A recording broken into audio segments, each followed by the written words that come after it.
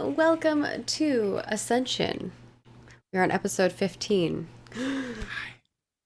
And we have our lovely guest, Wise Papa Grant, with us. Yay! Hello. Anyway, many things have happened. They're in a lovely situation right now. I'm sure everything will go absolutely fine.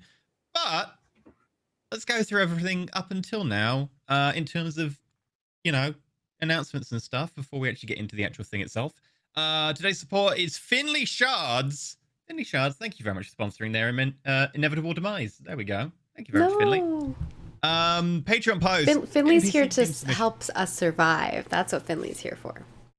Sure. Right, Finley? Are you, Finley? Are you? I mean, to be honest, you don't need help with getting yourself murdered. The number of nat ones you roll, so. True, fair enough. Patreon posts, NPC name submissions, and the Skyfarer Problems with Pugs session notes are now out. So if you want to go check those are on Patreon. Monthly recap is coming soon, and it is September, so you can get like discounts on new subs and new multi-month subs. So that's the thing you can do. Also, probably after this session, there's going to be a whole load of stuff from Ascension in terms of enemies and stuff to go out. The entire Andorra section, for a start, I believe, of enemies will be able to go out as a huge package. So that'll be going out in the next week or so. So look out for that.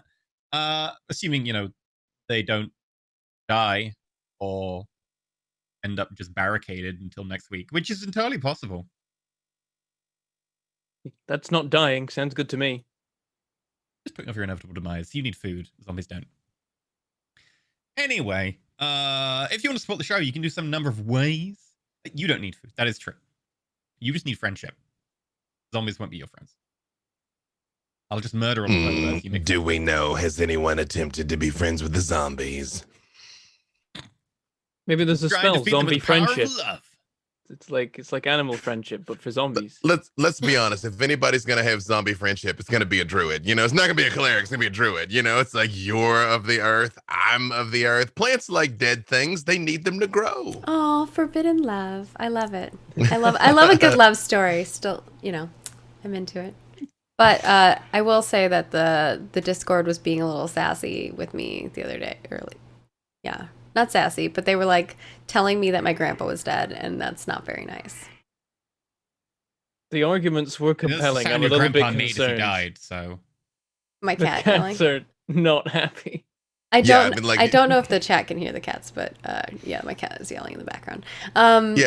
They're apparently fighting room to room in Maggie's house right now, based on like the chaos I'm hearing. They're enacting the Battle of Andorra right now for real. They're like they're really not. It's just George yells. He does this. He yells like that's his meow. It's so weird. I don't know. It's battle cry. That's what it is. If you hurt a hair on any of my little gnome family, it won't be me that does it. It'll be your actions. I think the deal's already done. That's my fear. No. Speaking as a DM, the moment you revealed there was something you cared about that wasn't on screen right now, it's the clock started ticking. So. Yeah. There you go. Right. You already took my brother. He's already. You wrote that in. I've got plans. I've got plans and machinations. We're gonna find him, and he's fine. Like he cleared the tower, became powerful. He's wealthy. He's leading a good life somewhere on the coast, and he's like a wise and altruistic leader. He's none of those things is true. Never mind. We're gonna have to kill him. He just really needs brains. It's turned evil. Gonna have to kill him. You either die the hero, see yourself live long enough to be the villain. Oh no, he's a level 20 villain now. Gotta kill him. Right. Anyway, you can support us at twitch.tv/roll for it. Hi there, where you can get subs and bits and stuff and chuck them at us. It's September, like we already mentioned.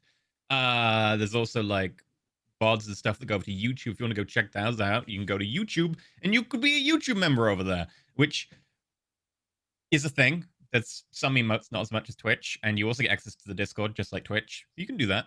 You can also go to our Patreon, where there's actually a load of stuff, like, for instance, NPC Nameless and VODs after show VODs, which we talk about what happened in the show and how Maggie's father is dead and grandfather is dead and all the people she cared about is dead. You know, that's the thing. Whoa. They were just talking about my grandpa being dead. This is an escalation. Yeah. What is happening? I did not know how to tell you. Their doom was sealed. Kill my family. I'm coming for you. Prepare to die. I will kill your friends and family to remind you of my love. La la la la la. Support us on a Patreon. It's got loads of tiers and stuff like that. Also gets you access to the Discord. And loads of content on there, including stuff like Legends games and so forth and so on. And in addition, I had everyone on the Discord help me with the battle because everyone did some rolls and things happened. I'll reveal the exact stats after the episode, but some of this battle will be influenced by everyone on the Discord who pitched in. Thank you. You're responsible for this. Also, what else have we got? How else can we support? You can support by telling people about the show. You could, you know, make a Reddit thread of being like, best RPG shows. This one. Hey. Or you could tweet or retweet our stuff. You know, Maggie likes people retweeting her stuff because she goes to a lot of effort to write those tweets every time. So it's the least you can do to retweet them. And other stuff. Be more inventive. I don't know. Hire a sign painter to paint signs or someone to make like clouds in the sky with roll for it links or something. I don't know. The sky's the limit. Or not. You could go to space. You can like get messages put on satellites and stuff if you want. Do that. The way you said it makes it sound like you want someone to build like a weather machine that just like pumps out clouds in shapes. I'm not against that. Yeah, I'm a that's My Little druid. Pony style. I'm a weather machine that pumps out clouds and shapes. Didn't There you go. your My Little Pony character do that in our My Little Pony series? My character was specialized in snow, but yes. Oh, your family helped make the snow. Yeah, my family specialized in the winter weather, but yes. And we were really cute, and I was really shy. It was okay. That was the best character. So wholesome. Anyway, right. So, recap. They went on a mission to a place because they wanted access to some towers and they wanted a contact. In exchange, they were told, hey, go to this place and something bad's going to happen. They were like, what's going to happen? The guy was like, that's how divination works. And they were like, that's a terrible, terrible reason. And he was like, yeah, that's how divination works, unfortunately. So they went to the place and they were like, oh, what's happening here? It's terrible. A wolf is eating people and you look really sketchy. Let's go talk to the wolf. And the wolf's like, yeah, I've been set up. And they were like, oh, you've been set up. There was a druid who was attacking wolves dressed as people and attacking people dressed as wolves. So they went back to the temple to complain and lodge a formal complaint. And while they went to lodge the formal complaint, it turned out that there was a giant murderous ritual going on. And they also found out that Magnificent the polar bear, who Gatton had a burgeoning romance with, was zombied and dead. And then they had to destroy the corpse. You know, they also had to murder the druid priest who was bad, apparently. Something murdered everyone in the temple who could have potentially been on their side. I was going to say good. Evil deity, so no. And then the ritual cut off them from talking to anyone by magical means, it seems. And so they're on their own. And it turns out that the wolf was like, yeah, people are coming. And then they were like, let's go find out what's happening. Turns out all the wolves had been murdered. So now they're with this big, fancy, icy wolf called Icefang. And all the wolves had been murdered, turned into zombies. They killed all the zombies, wolves. And then they tried to find the people who did that. And then they found them at a cemetery, raising an army of zombies. And so they headed back to the town with the intention of making their own army, not of zombies. And I believe that's kind of where we left off after you had some discussion made a minor about mistake. individual people. Well, it wasn't really minor. I think it's a pretty big one. You might say magnificent mistake. It was actually majestic, not magnificent. Majestic, Oh, that was majestic. it. Yeah. Better word. Yeah, majestic. He was very majestic. And now dead. Are we in enough for me to just ask one question? Sure. No. when we were in the underground place with the black tree, somebody was like destroying like the base of people's skulls so that they couldn't rise again. Mm-hmm. Is necromancy in this world such a thing that there's like any connection between those events, or is it just like raising dead is raising dead and like everybody does it? There's kind of two different versions. One of which is like you're making like undead servants, at which point they don't really have any real relation to the person they were. It doesn't really involve a soul. Like a So these hull. zombies are just, yeah, they're kind of like a body hull. Like there's no physical spirit inside. And so it doesn't matter. Like you could rip out bits of the spine, you could take out their heart, and they'll still be a zombie. To actually put the person's Like a soul really back floppy inside. head. Yeah, a really floppy zombie, but you know, zombie. But if you take out like bits of the person, then to actually reinstall them becomes more difficult because you need their soul to recognize their body, and there's a compatibility issue. So they're kind of like two dichotomies in terms of they are similar in how they do a thing, but they go about it in very different ways. So And the events in the underground city was more about making sure they couldn't be resurrected and less about like brought back to life and less about not making them zombies. yeah, I believe someone got a nat 20 on that test, so Yeah. you're pretty certain that is the case. Yes. Yeah, now that I'm saying it out loud. Yeah. Stop them saying what they'd seen, but they like if someone came along like, "Ooh, free corpses," they could get a small zombie army. They probably could be turned into zombies. Putting souls Imagine back that's inside what them. necromancers are like. They're just wandering about. They come across like dead adventurers, like, "Ooh, free zombies." I mean, free zombies are free zombies, you know? Yeah. It's like free hugs, but free zombies. I mean, porque no los dos. Yeah. Free zombie hugs. Mm-hmm. Ooh, there you go. I guess if you, yeah, I don't know. We're getting into weird territory right now. If you were a necromancer, then that you would be able to do that, and it would be very sad. But otherwise, it would be very bad for you. Wait, what? life choices took you to this conversation? Yours? There's You so making many. these enemies? I'm just saying, You- it would you be are really the one sad who if put a these necromancer zombies in here. raised zombies and then had the zombies hug them. I would feel very bad for that necromancer, despite them probably being evil. Oh. Yeah, I can see that. Right. With that then, we're gonna resume. As you've got back, you've just had some words with everyone, and you are now preparing for the inevitable attack of what seems like an increasing army of undead. You are in the town, very small town of Andorra, which is a lot larger than the population being well below 1,000. What would you like to do? Well, I think we're going to set up defenses and help do so. So how much time has passed? Have we been able to rest yet? No, this is still the same day. You Okay. kind of have some more time, so you have like the And entire of the late afternoon, evening. I do want to have like an RP little session with Perrin at some point, probably in the evening when we're like done doing all of our stuff. Okay. Private chat. So what would you like to do the evening of this day? You've got a few hours left before it really hits nightfall.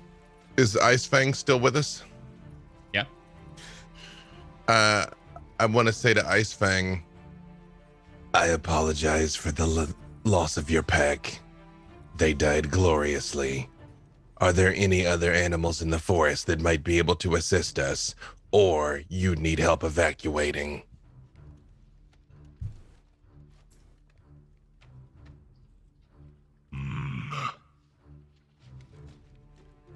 My pack gone.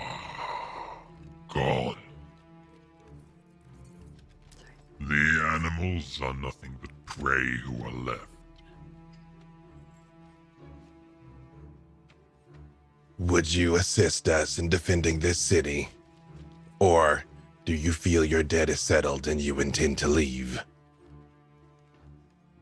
My agreement demands I do. In addition, they killed my pack. Is he talking in common? Because I know that this wolf can talk in common. Okay.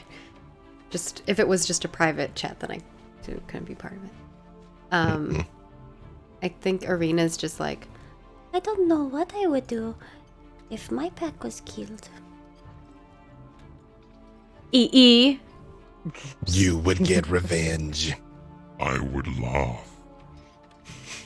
That was me. And sorry. she's gonna pet it, but she's probably like the size of its paw, so she's just petting its paw. Yeah, pick like one toe. One The size toe, of my yeah. fist. Oh yeah, how tall is this thing? Because I'm like 2 feet. Oh, he's 7. huge, yeah. Yeah. and He's like- over 6 feet. It's about probably 7 feet tall. okay, yeah. So yeah, like Yeah. Oh, I want. like each toe bean is the size of like a fan small art. fist. So you're like petting one toe bean. Oh, cute. As a tenor, we will be drafting our strategy for defending the town. Do you have a preference for where you would like to fight? I would just like to kill, rend, and destroy those responsible. In that we are in agreement. Good. I just turn and look at Perrin, and I'm like, place us where you need the most damage done. All right, let's work out a battle plan. I approach, like, how many peasants have we got gathered? How's it looking? You've probably got somewhere in the region of 80 to 150 gathered, kind of all sprawled around the square. Obviously, like, most households are probably going to be like sending one person rather than sending everyone, and there'll be a lot of people who they've never had anything like this in their lifetimes and so are just not paying attention. But the number is slowly increasing as more people start to show up. Are Right, the mercenaries still here? For now. Yeah, it says there are some mercenaries. Not very many. No. Very It's small. not like they're amount. going anywhere. I'm gonna, I guess, are the priests here? two Frost Touch priests. Oakwell is. Frost Touch Tombs is not. Hmm. Okay, I'll approach the one that's here and be like, does anyone that you know have a map of the town? I have a map of the town. It is our purview to rule this town, so of course I have a map. Okay, just making sure. The place this small, everyone probably knows all the streets already, so it's good that you made one. It is relatively up to date. All right, let's take a look and work out where we should best put some barricades. You have experience in this? Wasn't intentional, but I did once find myself defending city streets. Did you ever tell Arena that? I don't think I've ever told Arena. Okay, Arena's just like kind of like looking at him very interestingly, like, because he's never told her that before. Well, I have not had to do that. We have not ever faced anything like this, to the best of my knowledge. Certainly not in my lifetime here. Provided you consult me, you can lead those efforts. I will show you to the room where I've already set up scant information I have. While we're walking, I just say to her, are you, or does your associate have the ability to repel the undead? I know some clerics are able to turn them with but a word. It is not an ability that I possess. Let me look up stats, because I didn't consider that one. Hey, that we might be fighting hordes of undead and would want the only 2 clerics to turn undead. Well, in fairness, turn undead is target 1, so like that one zombie is not going to be particularly helpful to the enemy. But you know, it might come If in it's a useful. big zombie, It's true. the big zonkers. Yeah. In case there's, like, you just there's- you focus on the big ones, of course. Yep. Like if it's like Game of Thrones and there's the odd giant in there, you just turn that one around. Yeah, you're Yeah, like, you're fuck like, get that outta shit, here. get out of here. Yeah, get out of here, 1-1. Yep. Hopefully it stomps on some of the smaller zombies as it goes back. Oh, Shit. yeah. Shout out to 1-1, our homie who ain't here. Yeah, I got too many additions in this game floating around in my head where it used to be like AoE, like, you know what I mean? Like undead Yeah. just couldn't be around, or a certain number Turn of hit. Either undead way. is depends on your subclass, or is it just all clerics? I need to double check. Everybody That's has the AoE. turn undead. Yeah. Yeah, in which case. But you have both of other them- things. Oh no, like- it is each turn undead is AOE still. Each undead that can see or hear you within 30 feet. Yeah, no, but it doesn't Ah. destroy them. Some of the ones that destroy them are single target. This Yeah. just Yeah. makes them leave. And different yeah. clerics have different stuff they can spend their channel divinity on Mhm. too. Mhm. Both of them will have it. Hey. Hey, that's nice. Hey. Good way to take the pressure off a barricade. Like a big wave, yeah. If we're getting Only if- overrun, just save it only for. Yeah. We have to assume they can only do it once, maybe twice though. So good. Good to They're- know. They're not level 9, so they're level 7, I think, or something like that. So I don't know how many they have at that point. Probably 1. I have no concept of what you're referring to. I mean, you do know in this world there is a concept of levels. So Yeah, it's there true. is actually. Most people will not tell you though, because then you know how powerful they are and you can predict their abilities. Yeah, makes sense. I believe both myself and my associate can do what you are talking about. All right, Good. that's very useful. If they're starting to break down particular barricades, you can momentarily turn them back, which will give us a chance to shore things up for a few moments at least. Yes. Or if they That breach is through a barricade, you can wise. do that to give people time to escape. A good point. While it only has a limited range, it would only affect the first few ranks of the enemy. Not sure how much longer it would give them to escape, but it would certainly take the pressure off if the barricade is starting to fall. That is a good idea. Where did you gain such insightful experience? You pick things up here and there. And I have my own ability recently gained to make undead at least stop, if not turn back. I found it basically useful to distract half of the force while you fight the other half. How many floors have you completed? All's Fair in Love and War 3. Oh, it'll protect us.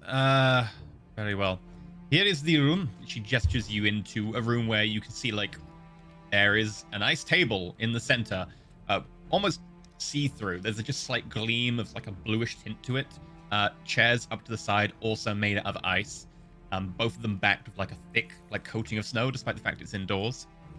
And up the sides are big, like, full-on floor-to-ceiling bookcases filled with books and scrolls. When she says when she says oral protect us, I just look at her and I say, this building still stands because of us. Oral has protected you by sending help. And then walk into the room. Perhaps that is true. The gods do work in more roundabout ways these days. Right, there is your map. I will need to see to clearing up the last of the mess. Let me know when you've decided. And if I can like- give any help. Is there? Can I see the table, or do I need to like sit on a chair or something? You are 2 foot tall. You are below the line of the table. You would need to stand on a chair. Okay. I like move a chair over. Like I just you just hear like a chair dragging in the background. As you try and like you go to the chairs, each of them is fixed to the ground, like they're grown out of the ice of the ground. Okay, never mind. I'm As grunting. you like go over and start pulling it, and you're like your hands getting with my stuck to the -1 ice. strength. Yeah. it's Can like I it's just not roll a moving. strength check just to see how You can terrible this is? athletics. Also because I just- want the I- green stuff to go away. Also, I would not help. I just watch. It's like, Yeah, it's so bad. 6. Well, it wasn't. apparently your hand actually gets stuck to the ice, and it's like a little bit painful as you like. I'm wearing Ow. gloves at least. Because I'm wearing my the winter gloves, wear. the gloves get a little stuck, but like you're like, oh, okay, nope, that's not working. Tombs, Oakwell looks over, gestures, and like out of the ground, there's a slight cracking, like a little fissure appears in the ice, and then it starts to push upwards, and it's Arena thinks she's slowly doing that, like herself. grows First. a chair, but the chair actually has just extra elongated legs until it gets up to about 6 inches from the table, and then it stops.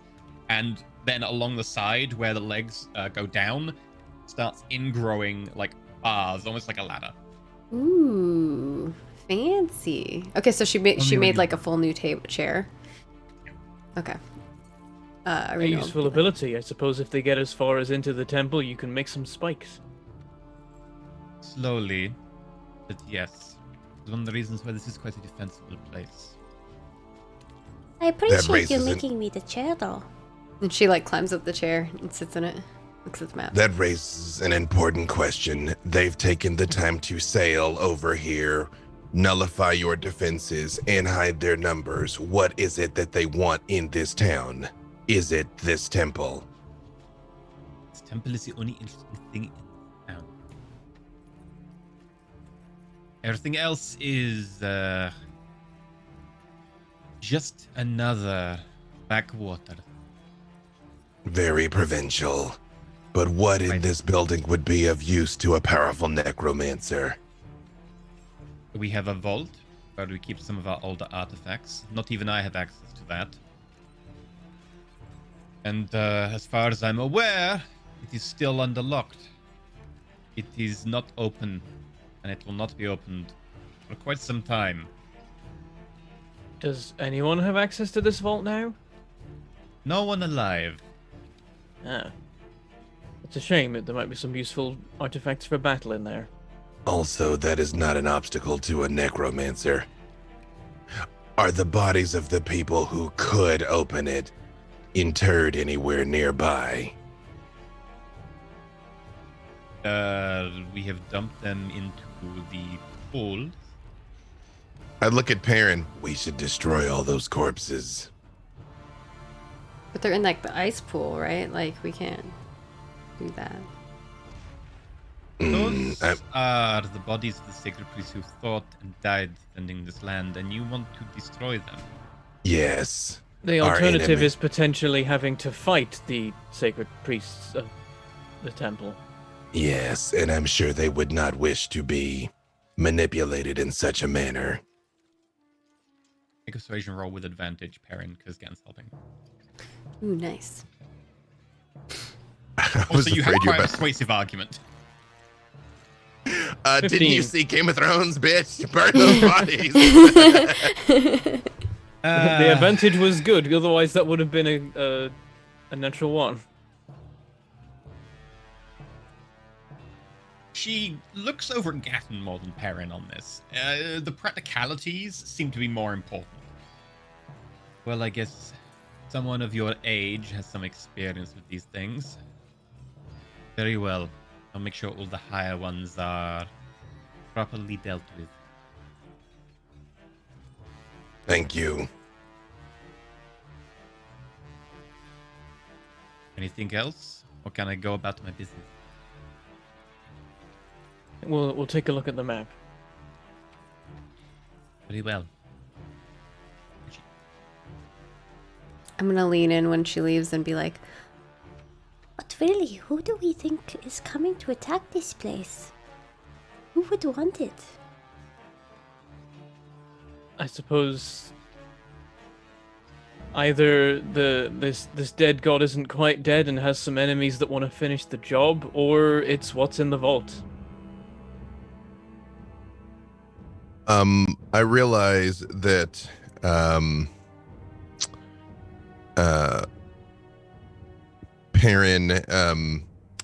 Perrin and I'm sorry, Grant, what's your character's name? Edmund. Edmund Heifel. Um Sir Edmund Heifel. Yeah, it's funny. I keep all the characters written somewhere, but apparently I didn't write that in. I apologize. I realized Perrin and Sir Edmund did not see them, so I try and describe what I saw in like key detail, like if I saw any banners, if I saw colors, if I saw any heraldry, like that might give them a chance to know who these people are. I didn't know them. Yeah. They might. Make a history check. Because you got, I think it was Gatton who got the really good perception roll, right? Mm-hmm. He got a key crit, I think, or got a 20. So Mhm. make a history roll Gatton, but you can have advantage because you would have been able to consult with Arena, but it depends on what you saw and what you thought would be important to relate. So you can have advantage on the history roll. The zombies is what I saw. I thought was important. It was zombies. It was what else? It was the most important part, right? Yeah, there were some dudes. Also, there were zombies. 19. Okay. 19. Hey. Nice. Hey. Apart from obviously the obvious, you did see that there were some skeletons being raised as well, because it looks like they were going through all the bodies. Now, most of them will have been preserved to some extent by the ridiculously cold temperatures up here, but much older bodies might well be skeletons, and it looks like they were just going through everything piecemeal. So there were some skeletons, some zombies being raised. You saw a few things in addition. For instance, you saw that one of the people towards the center, who was standing with what appeared to be the leader on horseback, was carrying a banner, a black banner that's furled at the moment when you saw it with like a waterproof rain skin leather of some kind. But you could see under the bottom as it peeked out, black, deep black, like blacker than most general clothing black. Blacker than the blackest black times infinity. Kind of like the black where Batman would hide and then just appear, like, you know. Blacker than the Raven Queen's Damn it! feathers. It's the Vanta Black guy. He's come for us. Kind of. If they've got a Vanta Black banner, I'm switching sides. I just want you guys to know that in advance. Like if they unfold it, I'm like, I've been wrong about all of this. I'm just Someone gonna. tried to breach his copyright, and he's coming for them. That's what it is.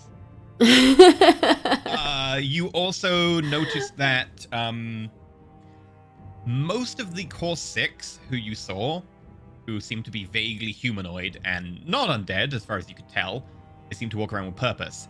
At least 3 of them looked just like, you know, maybe generic swordsmen or armsmen of some kind. They didn't seem to be doing much beyond just guarding. That seemed to be their role. 2 were going around and were raising undead slowly, one by one. And then the last one was the leader, who seemed to be clad in armor that you just about saw had bones all over it, and was riding on a steed which seemed almost ethereal in nature. It was this kind of skeletal horse which had like flowing dark red translucent colors flowing off it, like almost like it should have a coat where it didn't, and the color was kind of just filling in like a spirit or something. And he was also the one I saw with the horn, correct? That the guy saw blow the horn that the zombie wolves were. Well, I didn't see him blow it, but I saw he had it when I chased the wolves, That would right? have actually been the Bannerman. Oh, the Bannerman and the guy on the horse are not the same guy? Different guys. Okay. I Bannerman relay. seems one of the generic armsmen. Always I next to that relay. guy, though. Yeah, I relay all of this. Okay. Okay. Does the pony look familiar?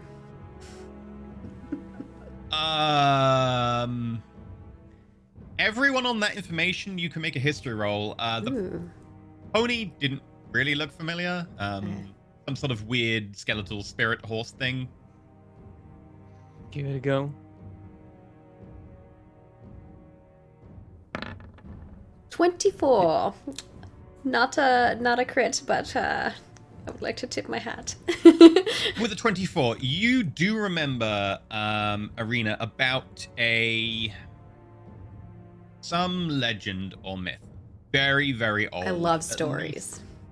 least like 500, 550 years minimum, about a banner that was flown by armies of the undead, which allowed the person controlling them to exert control over a bit of a further distance, and made them somewhat resistant to turn undead and other effects that specifically targeted them.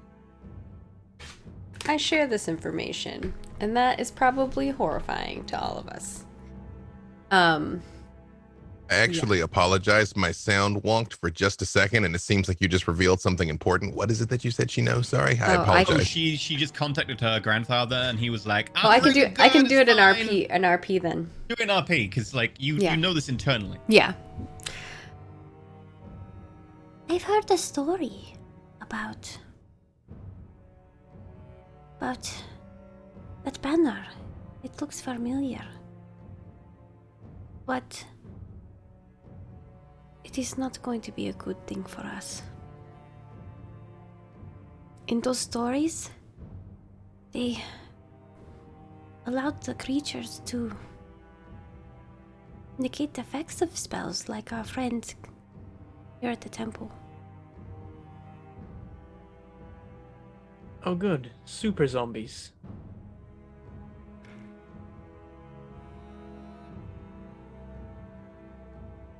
Maybe more intelligent or something like that.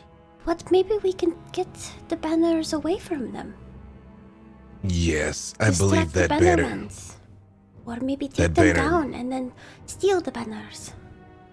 Yes, the Bannerman should be a prize target. He also was holding the horn that seemed to control the wolves. If they do attend the battlefield themselves, then trying to fight out towards them wouldn't be a terrible idea, but I suspect that they'll keep a horde of zombies between us and them. Worth a Perhaps shot. that- Maybe literally, if we have some kind of ranged abilities that can hit them if they show up. Perhaps that can be a job for Isitena and myself. Go play fetch. It's like, I don't mean to make it weird. Capture Mr. the Giant flag. Wolf. Capture the flag. Yeah, let's go own these noobs, Isitena. Come on. I look at Sir Edmund and I say, "You are a heroic knight. Do you by chance have any experience with siege warfare of this nature?" Edmund speaks, his voice a little hoarser than when you last heard him. He confesses a slight seasonal asthma to the cold. And with a certain gravitas, he explains that typically he does the sieging. So they're going to attempt to overwhelm us. They're going to try to find the weakest point, and they're going to focus on that. But we do know that their target is the temple. So we should try to divert them as much as possible. Likewise, when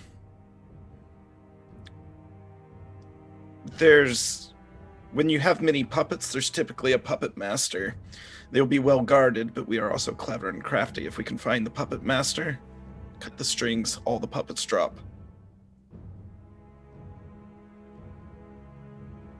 It is perhaps those 6 folks that Cotton said looked like they were walking around with more purpose than the others. Thing is, even if we do manage to catch them unawares and unguarded, they are still presumably 6 powerful necromancers, or at least 1 very powerful necromancer, and 5 other dudes. And look, well, at least 2 of the others were raising the dead before our eyes, and 1 mounts a seemingly undead steed. So I think we have at least 3. I do have to wonder if this is something to do with the old vampire lords. It's been years since they were ousted from the dead cities, but that's the thing about vampires. They live a long time. It does make a little bit of sense that they may have just retreated north and been waiting here for an opportunity to start working their way back, in which case they may also be vampires as well as necromancers. I make a quick glance at Gatton's sword as you say that, but I do not say anything else. But anybody would probably notice because I am not very deceptive. You're like, "Ow." I just look down at the map and I say, Sir Edmund, we were sent to this city by an oracle that said there was some sort of imminent doom. Upon our arrival, we were met by a priestess who attempted to divert us so that she could perform the horrors that you witnessed.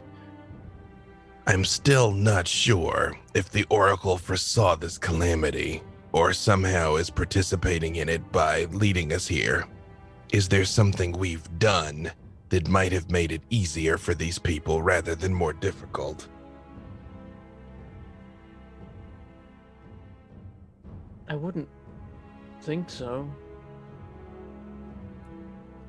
My perception of your involvement in this situation is that you have been a hindrance to the adversary at every turn. If there is a list they keep, they've probably added your names to it. When you ask this Hopefully we are high question, upon it. I'm looking at the sword again, but I don't say anything. I just look at Arena and I just like pull it out and I put it on the table in front of her. It was just like as long as it's longer than her actually. I'm like, shit, boom. Yeah, it's about twice that height, maybe a bit more. Yeah, I do lay it down in front of her. Are you thinking something, Arena? Nope. Totally not thinking anything, nope. It's very obvious she's thinking something. Yeah, as the calculations are I'm floating not around her deceptive head. at all. I'm so bad at deception. We do know that it's killed a vampire before, or at least nailed it to a tree long enough for it to die other ways. Yes, I think it will be vital that I take the lives of at least one of these men with the blade to gain some insight into what they're doing. She kind of leans over and like taps on the little gem part that's like slowly filling up and looks into it and says, But what happens when it's full? If the day goes our way, we will find out soon. I don't know if I want to find out. The timing may not be great. If you've got 6 of them to cut down and you cut down the first and something happens, it might distract you from the other 5. Statistically speaking, the odds of me cutting down all 6 are slim, but I will definitely try. Hopefully you'll have some backup if it comes to that. Anyways, Yep. what Look can back we at the do? map. yeah. What can we do to help fortify the town? Right, and I like lean on the table and go, barricades, and start going through the plan of like, they're currently to the west of this, so most likely they will attack us from the west. So we should reinforce that heavily, but there's also the chance that they foresee that and circle round us. We will presumably spot that if we send out people to keep watch, and so we can prepare. But we should have certain things set up in time for that. I realize we're in the temple right now, but when we come out, I want to ask Isitena about any other paths around. Because I watched this documentary about a group of brave warriors that were undone by a goat path. So I'm wary of that type of thing. Like, oh, the locals know there's that one way around. Paths. Yeah, right. The land around this town in particular is relatively flat. It takes a fair few miles before you get to areas where it's overly wooded and then into the like foothills of the mountains themselves. So there's no particular, path that might go around you because they can just walk around you for miles. So with some reasonable visibility, like it's yeah, okay, right. Like nowhere that it backs up against that cliff that suddenly they're all coming down the cliff and we're like, exactly. Our one weakness. Yeah, okay. The only maybe cliff-like area you've got is the waterfront, which is a waterfront. That's the only place you can't really traverse. Right, we should barricade a couple of key parts of the temple for the possible final defense. Also barricades on all the street entrances to the courtyard the temple occupies. And then I think a layer on the outer edge of the city, at least on the west. Could you perhaps attempt a deception as well? Maybe leave a portion unbarricaded and flood them into a kill zone that we've prepared. They'll look for the point of least resistance, and then we just pile upon them. I had something of an idea for that in terms of defending the east, in case they came around. There's a very central, large road that they might want to use to pour a large number of zombies into the city at speed. An initial barricade at the entrance would probably be for the best, just to hold them back and give us some warning. But if they get further, there's a nice 4-way junction. If we barricade the 3 ways out of it, they pour in, and we have them on 3 sides. By the looks of it, all of these streets have alleyways that defenders can escape by if the if the barricades start to fall, so everyone can still get back to the central courtyard following that ambush.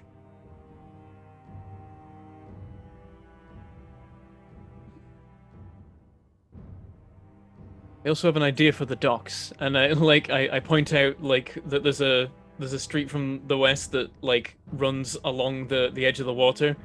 Like, if we specifically build a barricade that is slanted, pretty sure zombies aren't very smart, and if there's no one there to supervise them, they're just gonna kind of walk towards where they need to go. If we slant the barricade, they'll funnel themselves right into the sea. When I'm not sure he what happens mentions- when a zombie goes in the sea, but it probably keeps them busy at least for a bit.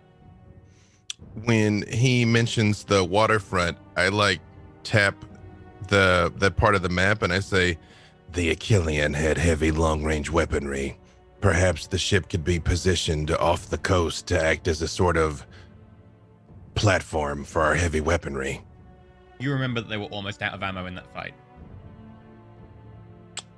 They only had I like seem 8 to shots recall left. they were nearly out of ammo in that fight. They may need to conserve their supplies for the journey back, or...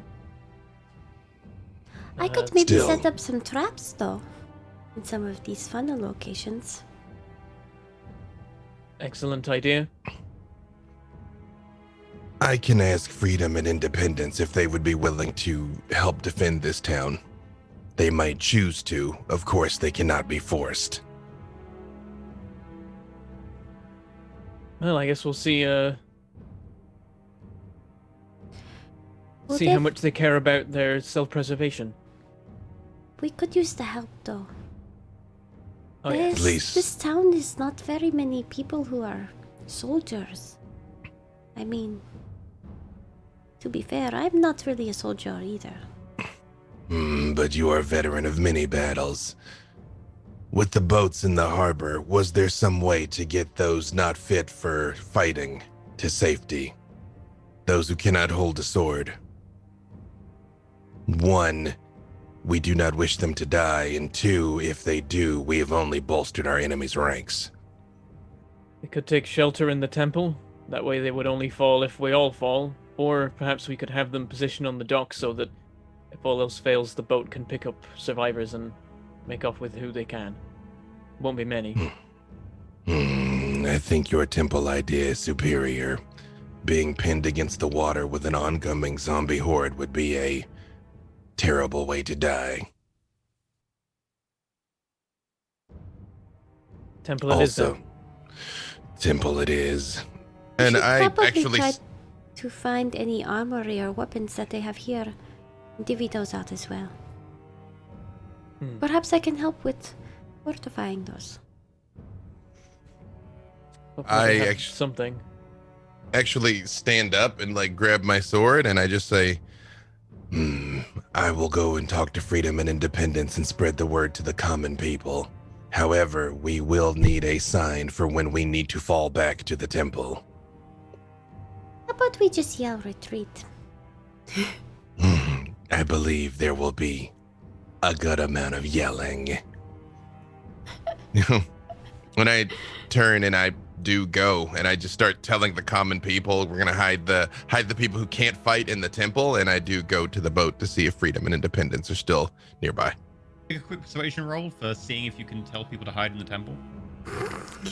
I mean, I feel like that should be with advantage. That should be obvious. You're like zombie, and I'm like, None of them Zombies- have seen zombies. However, many of them 19. consider the sky Jeez. being slightly red tinted still. How? just don't jinx it. Don't jinx it.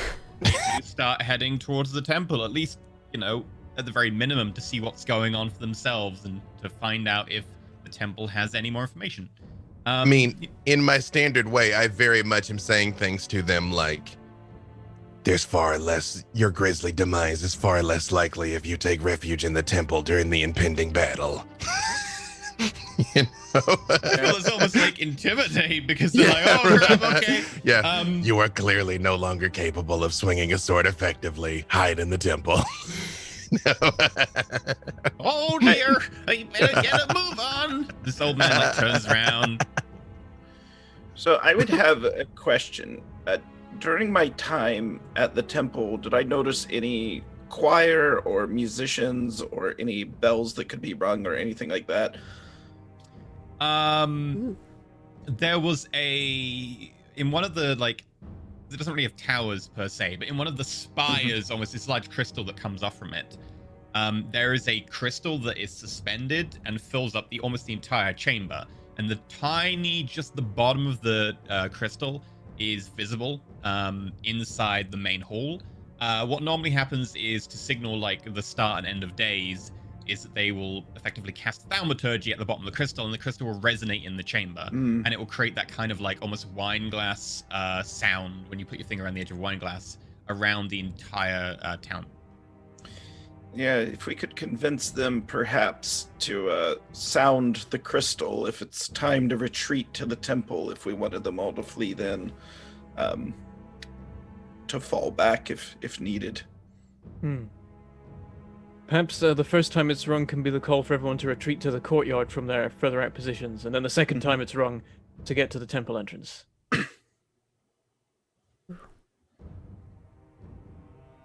We would have to convince the temple to break their traditions. Unless they already have one. It'd be relatively easy to get away with. Perhaps the zombies will be polite enough to breach the walls at the exact time the workday ends. You never know. If we could be so fortuitous.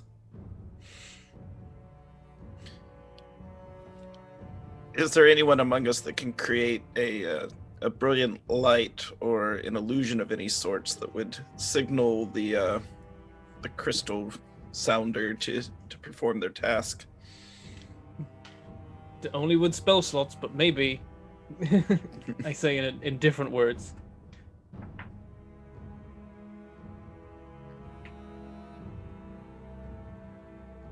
Probably want to save those for killing things, though. In terms of cantrips, the only one that can create a loud enough sound will generally be thaumaturgy. Prestidigitation might be able to create a small sound into it, but it won't resonate. There's a few other ways to do it. So there's the sound, but there's also the visual cue, because I'm sure it'll be loud when the city's under attack. You could strap a banner to my back. We'll set it on fire. So they'll look for the running banner, and when the banner sets fire... Who needs magic? We've got practical effects. That's true. Just set people on fire to signal different things. 2 people on fire is retreat. 3 people on fire is people are on fire. Help. What color was the flame? I can't tell. Colors are the same to me. Green, blue. While you're working out the details of your signaling, Gatton, you get down to the docks.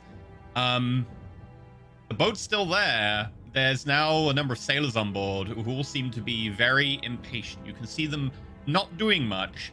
A lot of them are tapping their feet, and a lot of them are grumbling. It looks like the crew's come back from the shore leave? Yeah. Right. I head up and I look for the captain.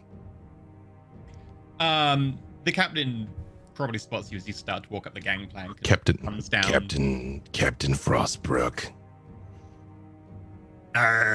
Yes. Gotten. Did you have any more information? I proceed to tell him everything, especially because he's a traveled man. He might know who those people were. I also tell him the fact we knew they landed on the West Coast and came across. So, I mean, I if nothing else, if we all die, he's got to tell the people back what happened. So I hide nothing from him.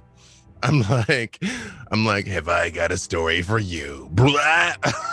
And then now we will do battle in the streets. He is as shocked as a turtle really looks, to be honest. Let me find his... It's like, there's no bad news, only news. And then I tell him, that is bad news. Yeah, basically. He probably left before us. Then it would take them at least 4 to 6 days to walk that far on foot. Luckily, we came direct. He's gonna roll a history check. Come on, Turtle Bro. Turtle power. 9. Nope. They don't sound like good. They do not. You may want to raise anchor on the Achillean and pull out into the harbor to make sure the zombie legions cannot reach you. However, I would like to ask Freedom and Independence if they would be willing to assist us in the defense of the town.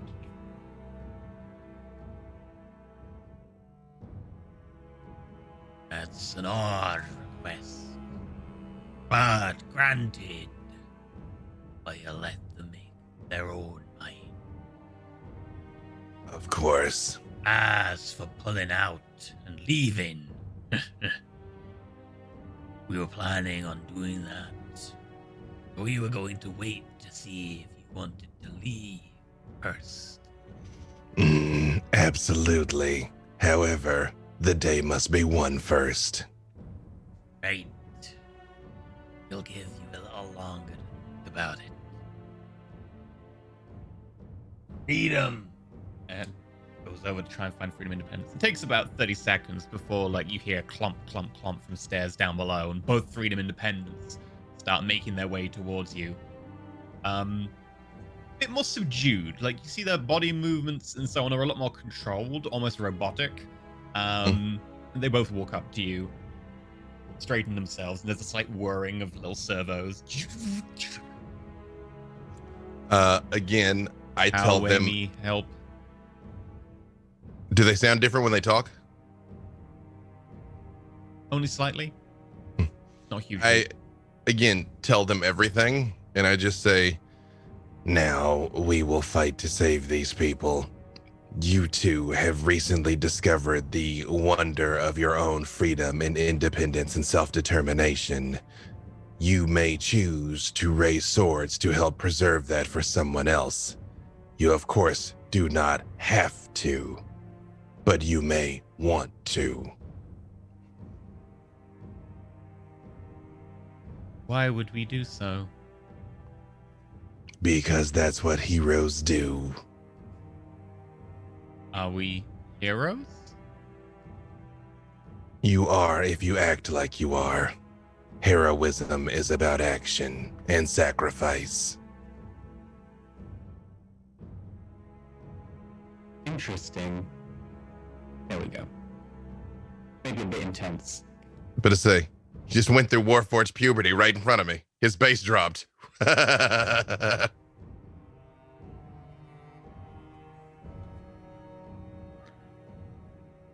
Now I got nothing. Oh, yeah. I'll just turn it off for now. I'll turn it back on in a minute when I figure out Yeah, it's what really the hell happened. Theater there. of the That was- mind. Yeah. Really staticky. Yeah. I think it was just set to like way too high on a few of the settings, but I can easily change that out. Are we heroes? You are if you choose to be. This will be a difficult and bloody battle. Many people will die, and there would be no shame in raising anchor and leaving. However, it is within your power to make a meaningful difference. And as such, I have come to ask you to help.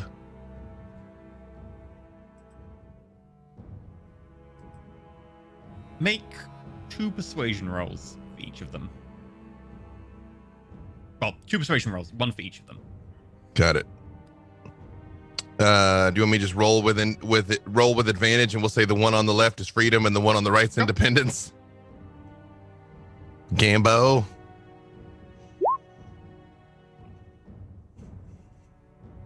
$13. Freedom looks a little bit uncertain. Independence thinks about it, and it's like a good 40-45 seconds of just both of them kind of just thinking furiously. You can almost hear the sounds of gears turning.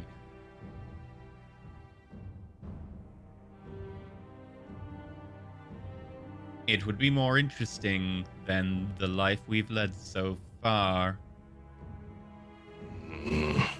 It would mean something more than...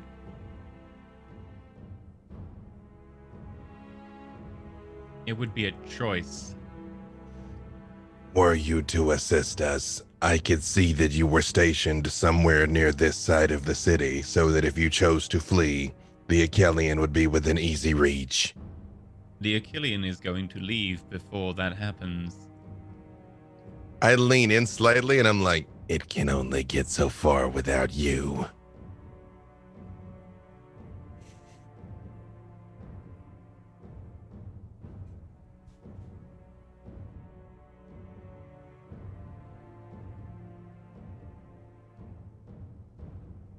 Make And one then- more persuasion roll, because you then I do- failed one, borderline with the other. I do my heroism dance. I'm like a chicken with the face of a monkey. Let's see. Hold on, let me just check something real quick here. Nope, I got nothing better. Okay. Oh no! Oh no! Luck ran out.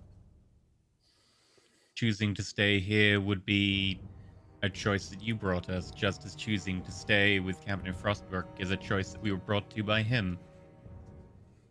Perhaps we will try being heroes somewhere where it is our choice. I just sort of like, This ship.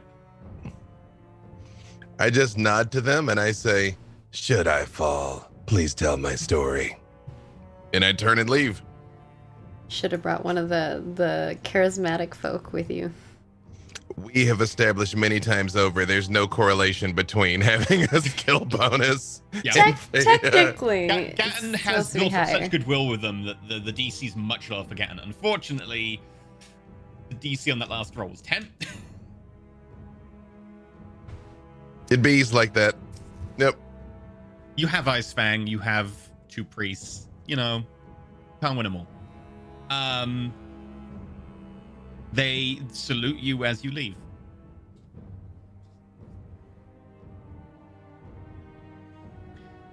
And I do head back until it's time to rest. Okay. Everyone else currently in the temple with a map, discussing traps and barricades and everything else. Just FYI that barricades can be made shoddily or they can be made good. Depends how much effort you want to put in and how much you think you can get people to help. Basically, a shoddy barricade would be people lumping furniture into a place. Doesn't really allow you to tack over it or past it in any way, but it does slow down movement. Better barricades involve like firing steps, crenellations, gates, whatever. Like, Ice you know, you can go as you can kind of go quite nuts with making a barricade. So I need to kind of know how much effort you want to put into different things and where and stuff. So like, if you want to go through that, that's up to you. However you would like to do this. I definitely want to help with building stuff. I'm probably not going to be helpful with rallying people to help. That's more year 2 thing. Yeah, I'll probably do a lot of instructing the villagers on how to build barricades in effective ways and maybe trying to get more to help us. Okay. I think I would be most effective helping the villagers do build it because I'm more of a physical athletic character. And I think if they have someone come from the party and do the work with them as well with their hands, it'll be very inspirational for them along with them. In addition, if you want to actually get more people to fight, you can try and get more of the townsfolk organized. You can also then try and find weapons for them, give them a bit of basic instruction, tell them what the plan is, however you want to go about doing that. So it's up to you to devise your time, and each day you'll get a role about what you're doing that day, and until things go nuts, you will be able to do certain actions. So however you would like to split your time. I will focus on Think- building things because that is what I'm good at. I'm Isitena and I more ranging to like have the maximum amount of time to know when they're coming. And also like I talk to the birds too. That I'm like, birds, if you see them, because we don't know when they're coming. We don't know if they're coming in an hour or in a week. So I kind of stay on the outskirts of town ranging and talking to the animals to like to have them be our Scouting. early warning system. Like, Yep. okay. So we have someone scouting. We're building traps. We're talking to people to gather them to help build the traps or build barricades. Who wants to do the training, folks? Yeah, I'm Not willing me. to go. I'm willing to go around, carnival barking, come one, come all, join Sir Edmund Highfell's mighty militia, learn to stick a sword in the other guy, Yes. kill a man, feel the rush. Really hype it up, really get in there too. No one's ever seen him this performative. Yeah, I'm then you send him Perrin's way, and Perrin does the brief on how barricades work and how to poke zombies through holes in barricades. Yes. Okay. In which case, you will start off with. Let me pull up the list. Do that. Pandora, defenders. You will have effectively 1 unit of melee peasants, 1 unit of ranged peasants, and 1 unit of builder peasants, just to represent the people who have responded immediately and who have some vague skills vaguely in those areas without you having to instruct them in any way. That's the very basics. So, for tonight, you have made your plan. You have some barricades you want to do, you have some training, some ideas about militia, and you have some ranging you want to do. We're going to let you rest.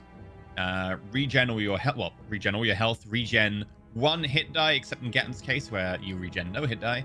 I'll also make sure Icy Tenor regens, because Icy Tenor took a lot of damage. I think I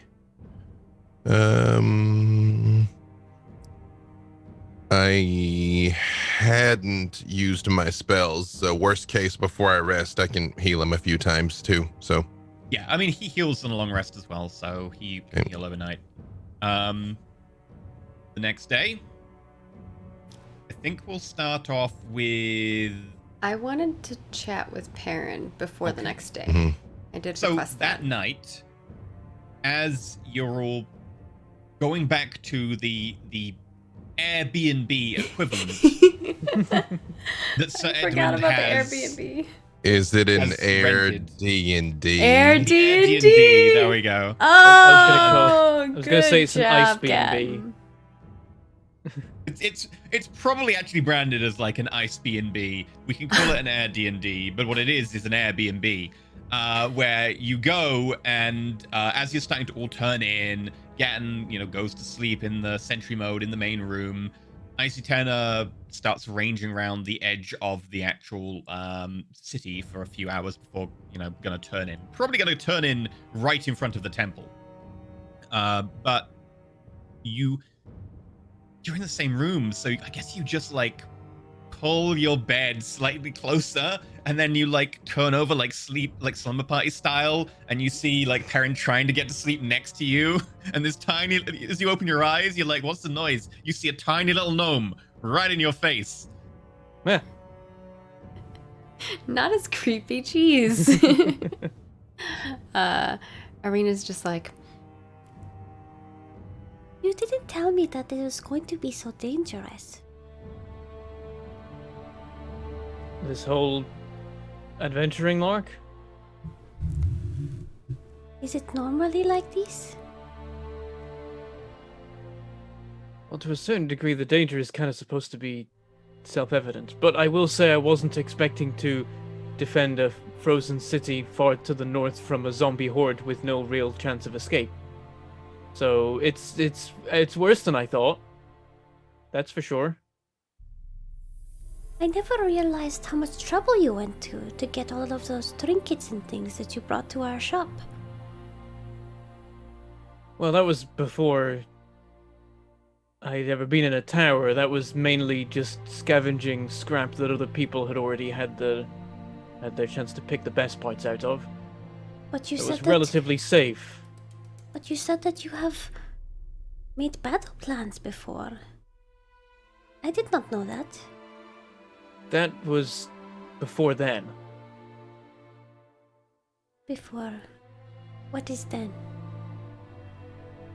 Before I ranged around the dead cities as a scavenger. I used to live in the kingdom of Near-Earth. up until there wasn't a Kingdom of Near Death anymore.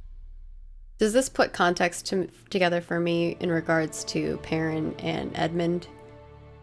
And Okay. the night of Because I'm much Empire, older yeah. than Perrin, so I know like the history. You've been around for the entire time of the rise of the Lemurian Empire. Yeah, I just didn't know how much I knew of it since it is not. It's a kingdom that. right next door. Yeah. So you know quite a bit.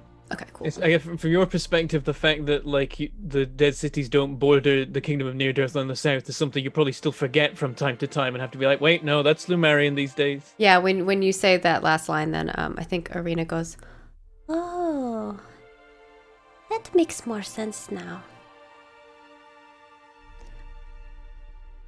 I saw the way that you were looking at Edmund.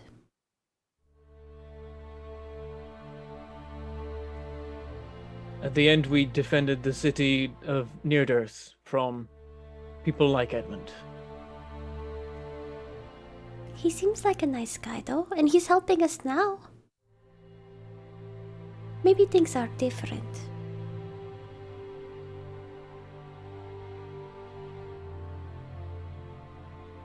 I'm sure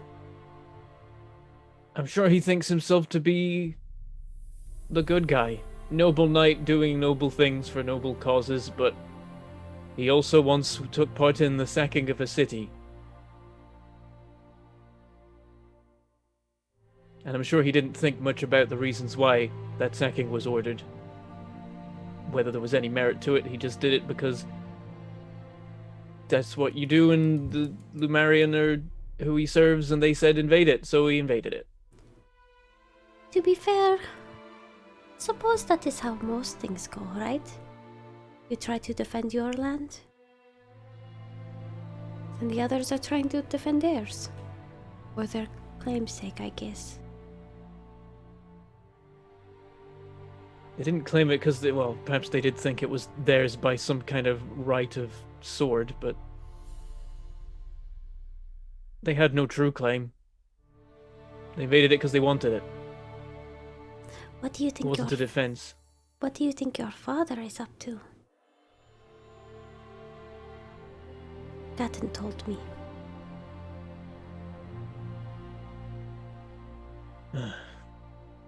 Probably trying to keep fighting. It's a bit too late now. That won't end well. It never No. does. There's a point where we have to recognize when the fight is over. That's why I haven't been to Near Death in 8 years. You know, I've read lots of stories and heard many, many stories. But now, seeing things with my own eyes, they make it sound so heroic. It is not. It is scary. Will you make me a promise, Perrin? Depends on the promise. If I die, don't let me turn into one of those.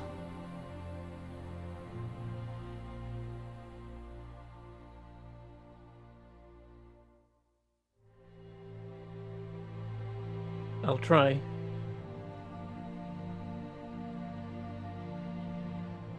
And make sure my family gets these. and she'll hand you like a little envelope that's sealed. I take it and like, I guess put it by my cloak or whatever. I should hope that if any of us are making it out of this, all of us are. Don't do anything stupid. Or more stupid than what we're already doing. I think I'm going to change a lot of things. It is much more dangerous than I thought.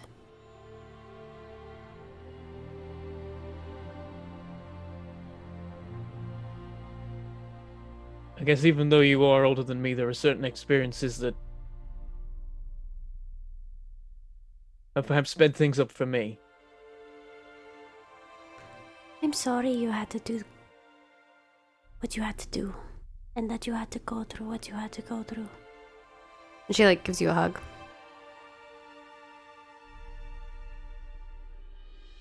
Perrin hugs back. Can't be helped now. Here we are.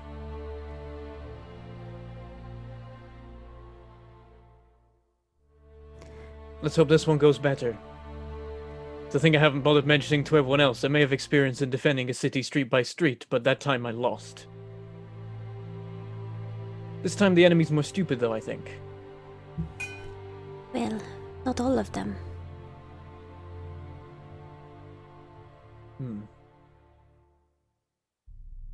I hope You- when this is over and we're still standing and the zombies aren't, we can walk up to them and tell them what we think of them.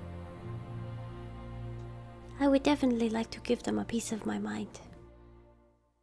Hmm. Not like zombie food mind, but you know, like words. I know. I was worried, Baron.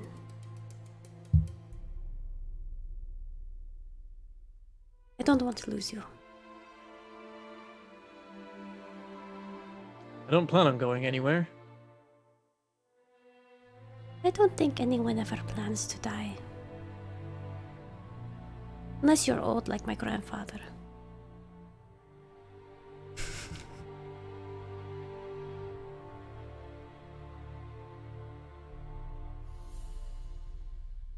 Well, let's hope our plans still live work out. I say, could you keep it down? I'm trying to sleep over here. Aaron Knightsbridge says from the other side of the room.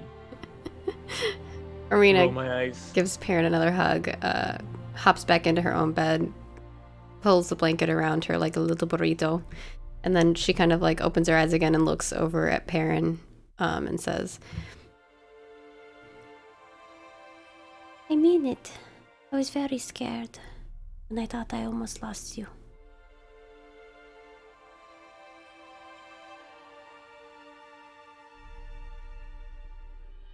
Jose, I appreciate that.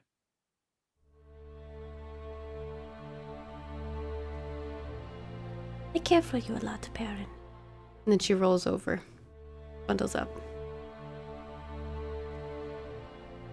Same to you. We're gonna be okay. And then she just like falls asleep holding like the little key necklace that she has around her neck.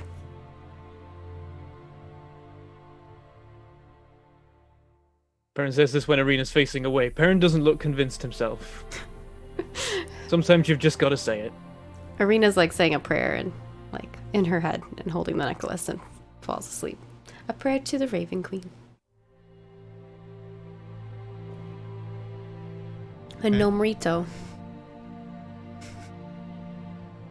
Nice thing about the escapism of D&D is we can now get a full 8 hours sleep despite the horrors that await us and be lovely and refreshed for the fight.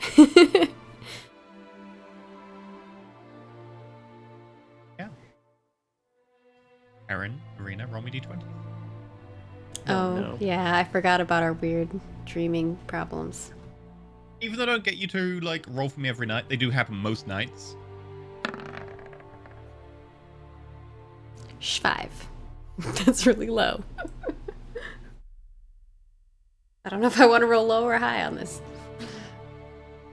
I don't see yours. I got an 18. Arena did a whisper roll. So I Oh. know for cunning reasons. And the it's chat. fine. The chat knows. Oh, the chat knows. Yeah. Uh, Because I'm Aaron. running the stream. I didn't realize it was a GM only. Oh, I guess- just in case it needs to be whispered, I made that one whisper. Oh, I have Or it another doesn't one in that this is case, not. that's fine. Yeah. Yeah. I used the wrong Aaron. one.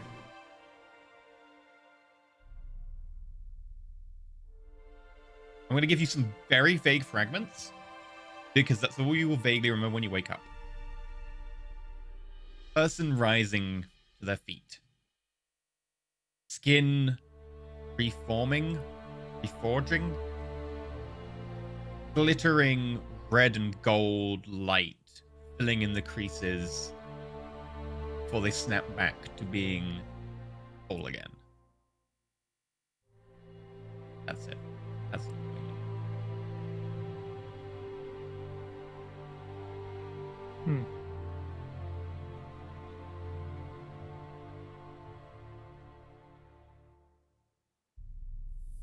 Wake up. All right.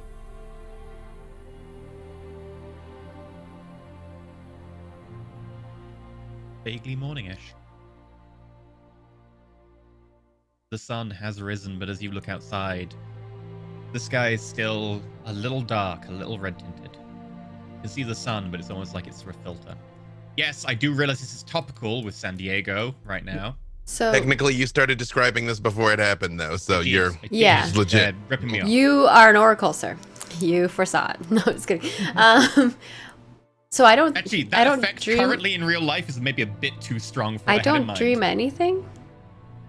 You do, but you won't remember it too much. Oh, this is to know if we remember. You do have dreams most nights. It's whether it is A, important enough, B, poignant enough, and C, You know what? you remember it The enough. Raven Queen was just give me a salad, not wanting to worry me about other weird, trippy dreams I'm having. Sure, totally. hmm Yeah. Oh, you wake up. You're an impending doom. I got out of bed and I begin my trap making. Right. First things first. Perrin, did you want to do the thing you were talking about? Talk to the captain. Mhm. Yeah, I go visit Frostbrook. I also want to have a chat with Edmund at some point. Maybe during lunch or Enough done. something. Okay. Yeah, lunch might be fun. You can go check Yeah. on Edmund as he's doing his thing. So Perrin, you head down to the waterfront. Or maybe You we end see up in the same Achillean- spot at some point. Because Yeah. I'm building a trap where he's assigning someone duties or doing his weird. You go down to the kiln. It seems to be a lot of people seem to be unfurling some of the smaller sails and removing ropes, attaching it to the dock. As you get down, you notice the gangplank is just about to be removed, and Captain Frostbrook puts his foot on it as someone goes to lift the end, and just waves them off.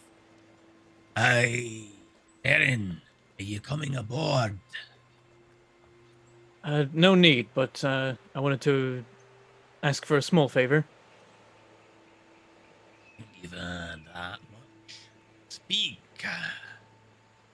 As you head south, keep trying to use the sending stones to call for help. Anyone that you can, maybe try and get a message to the Ebb and Claw. I feel like they'd be interested. Just try and notify anyone on the mainland that we're in serious trouble and there are some enemies that need facing. With any luck, we won't need them, but there's a chance this ends up being a long-term thing and we need someone to come along and save the day for us. My sending stones don't exactly go to up and proper religious sources such as the Ebb and Claw. But I can see what I can do. We do have another one, and it's not doing us any good here. It's got significantly more important, it does quotation marks, receivers, I believe. And can I have brought, he's not a squire, he's the other thing. I can't remember the name. Oh, Aaron Knightsbridge, batsman. Could I brought him yeah. along with his stone? Well, I assume Highfell said it was okay. Double check. Highfell, is it okay to Knightsbridge to go on the ship with the stone? Highly encouraged. Okay. I'm my liege demands it, and I would be happy to do this dangerous mission and leave this town on a voyage to be able to save the day. Perrin is smirking. Aye, very well. I'm aboard, lad. Hope you like scrubbing the deck. What does that entail? Filth in perfect. Fulton's on board. He just goes over. He's carrying like a couple of bits of baggage and just goes below deck. Right. Like once he goes to the gangplank, I'm like, congratulations, your chances of surviving the day have just significantly increased. Do keep an eye out for the flappy things, though. They turn up a little bit to the wasn't in south. my mind at all. I just wish to make my house proud. Flappy things? The captain will bring you up to date. They're high elf bastards who just want to murder everyone who's not them. Oh, oh, Should go below deck. Right. Just keep calling home. Try and call in Evan Claw, anyone else that would come along and save Edmund, I suppose. There's probably people that would send a force, I hope. And we sail for the horizon until we get past the edge of this sky.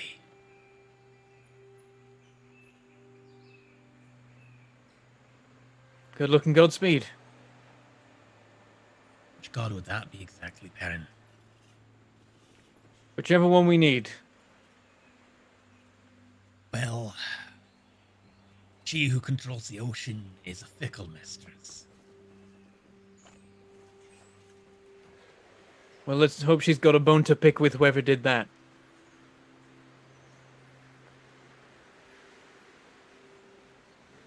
Fair enough. I like you. So this is going to be something you're just gonna have to owe me. goes over to some crates that are on deck. You notice they're like linen wrapped parcels that have been waxed and sealed with leather over the top. And he takes one. It's like a very small sack. Pulls out a dagger, slits it open along one end, and you see like this fine dried orange brown like powder. And he pours it over the side.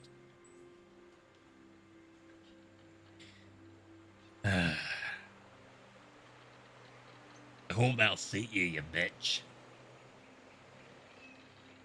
Right. Gotta do a second one for good luck.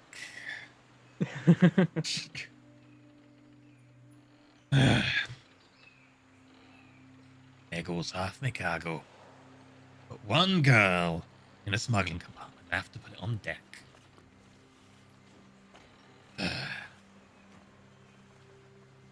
We're square.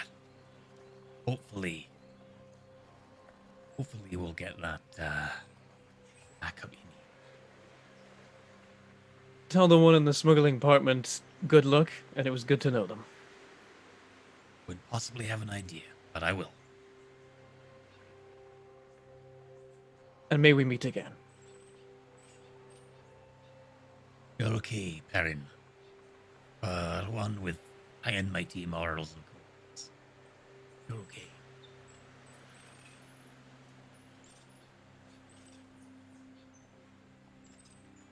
Tell your father said hi. And if he wants a new shipment of weapons, just to let me know. I'm gonna charge more commission next time. He says as he kind of pulls up the gangplank himself, sets it down. I'll make sure to do that. Slowly you watch as the ship pulls out of port. Heads up to sea. And Perrin gets a sinking feeling of like, well, here it is. We're doing it now. Yep. For your reference, there are two small fishing vessels. Not ocean-worthy, more coastal-worthy. Very small. Could maybe get like 20, 25 people on each if you crowded them on. That's all the harbor has. That. Let's do some training and prep. I believe, first off, we'll start with Perrin, because Perrin's doing the overview stuff. What were you doing? You were doing organizing people to where to build stuff. Yeah, like how to build a barricade and then organizing people into like groups to assign them to locations. Yeah, like Edmund's recruiting, parents training for barricades, and I'm building traps. And Gatton is scouting. So, Perrin, if you want to do the strategic stuff first, do you want to do it in terms of like devising plans, or do you want to do it in terms of trying to rouse people to defend certain areas? One of which would be more of like a history, intelligence role, and the other one would be more of a persuasion roll.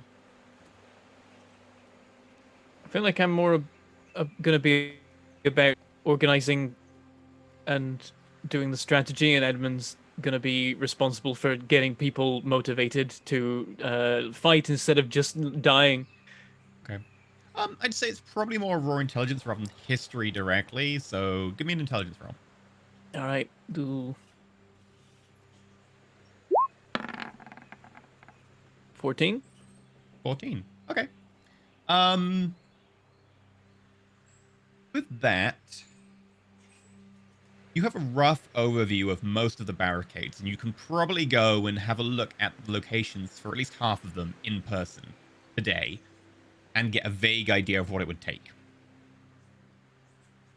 Now, it depends if you just want people to lump furniture into what is effectively a makeshift barricade, or if you want something fancier.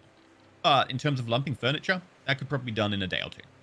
If you get enough people to just get involved and get them motivated to take furniture out of their homes and dump it. Obviously, most people there haven't really seen anything wrong other than the sky's a bit weird. You could do that quite easily in 1 to 2 days. If you want to get fancier and construct proper barricades that might like actually withstand attack, or people could attack from with advantage, etc., offer some defense, that's going to take a little bit longer, and it will need people to actually build something. So you'll need to actually get people involved on building something. I think step 1 is build the barricades surrounding the temple courtyard, and those definitely want to be like proper, decent quality ones, and then we'll worry about further out. So, okay, with that roll, you devised the plans for those barricades. They'll need to be built, but you've looked at them, you've looked at where they can best be attached, and you've devised the plans. You'll need to get people involved in building them, but you have the idea and the plan for the central hub of barricades. Edmund, you're going to be trying to get extra people to be your troops, right? Correct. Okay. Give me a persuasion roll.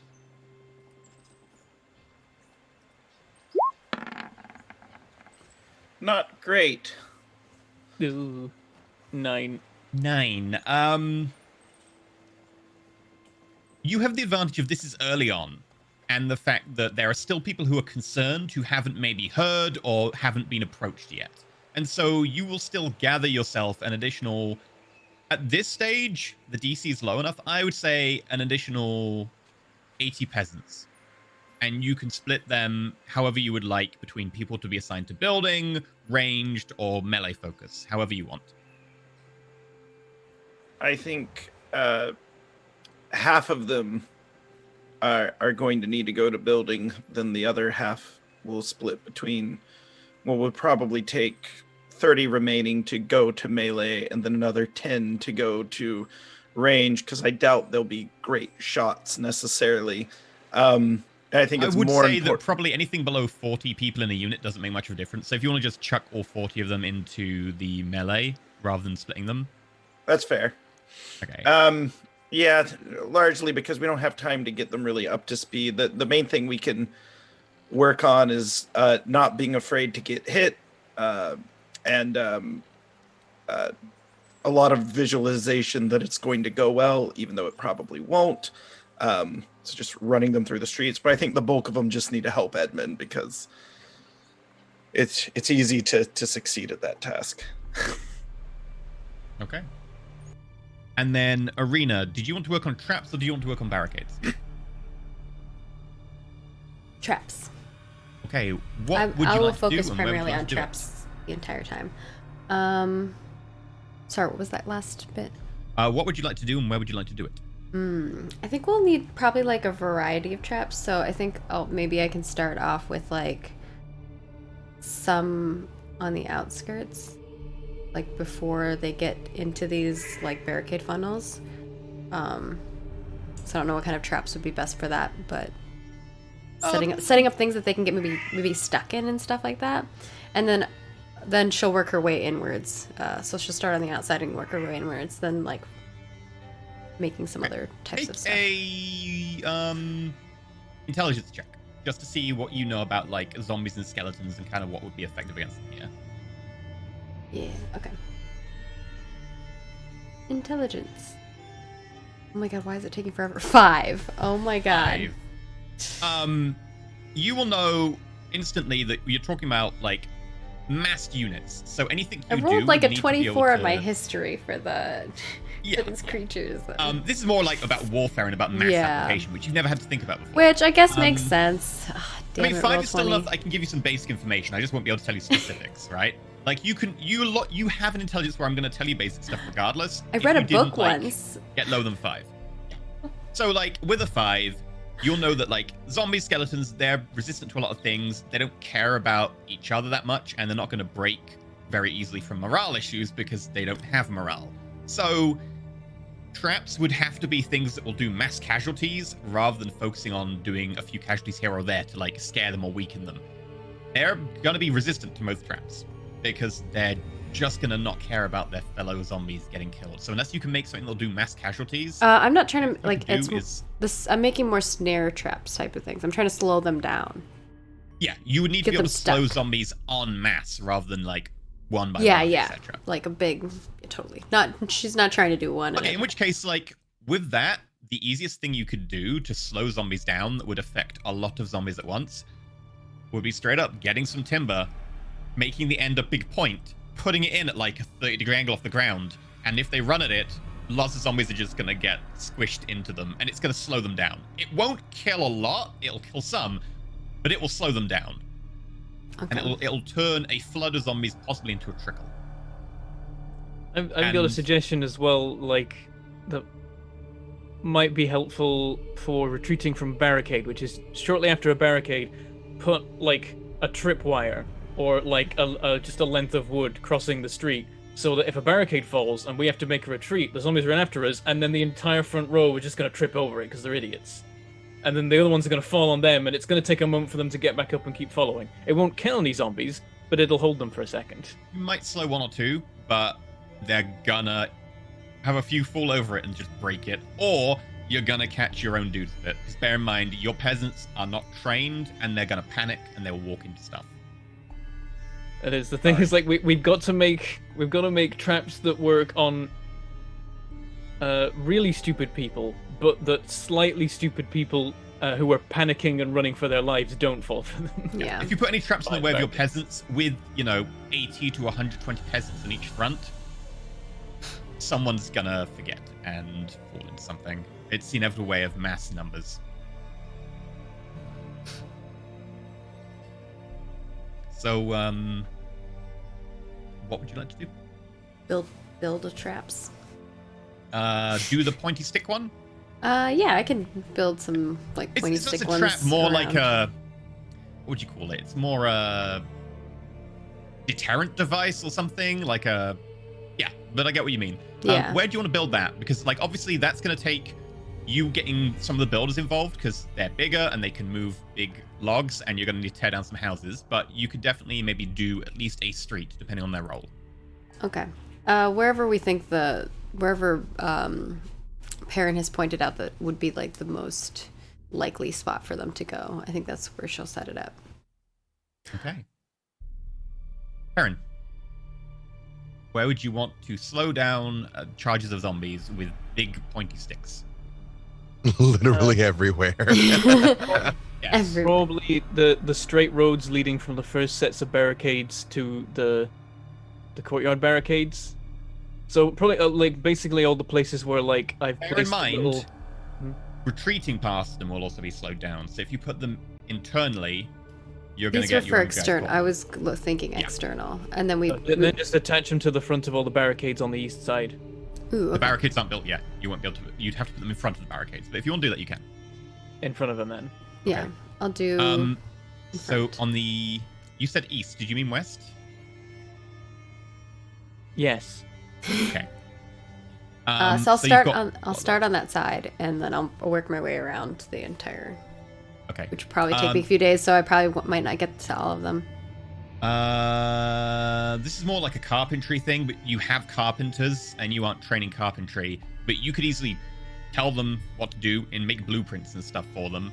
Mhm. So if you want to make like an int check, you can do so. That'll be more like designing and then telling people, no, that doesn't go there. That goes over there. And then you need to make it pointier. Okay. So flat int. Flatted? Ugh. I get no bonuses for my tools. Yep. Because if you build one log, that would be slow going. All right. 21. 21. Why is it taking so long to show up on my screen? Roll 20's been a little bit slow sometimes. Let me have a look at what your militia did. Well, at least I rolled well on that part, guys. Because the previous roll, I was like, oh my god, a 5.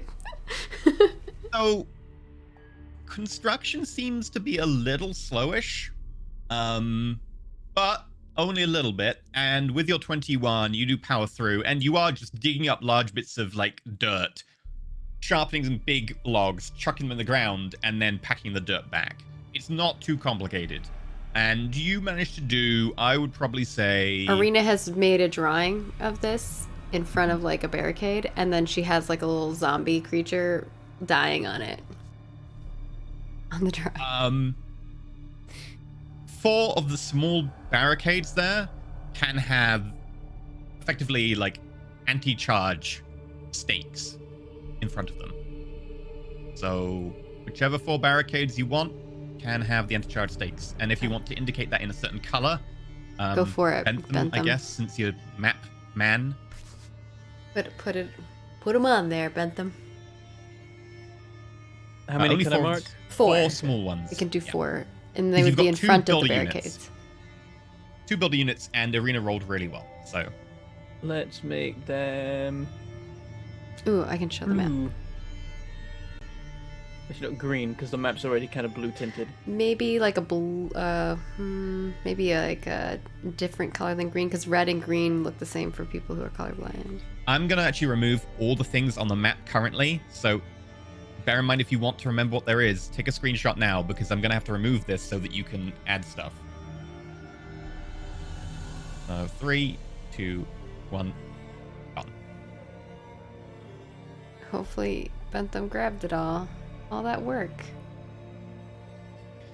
Well, you've got to make sure you know where your barricades rather than going, wait, didn't we barricade there? No, that's where you thought you were going to have a barricade, but you never built it. Oh, crap. So I want to make sure we don't get into that, like, awkward situation. Okay, so this is where, like, we actually have them. Like, you want us to mark where we actually have them. Okay.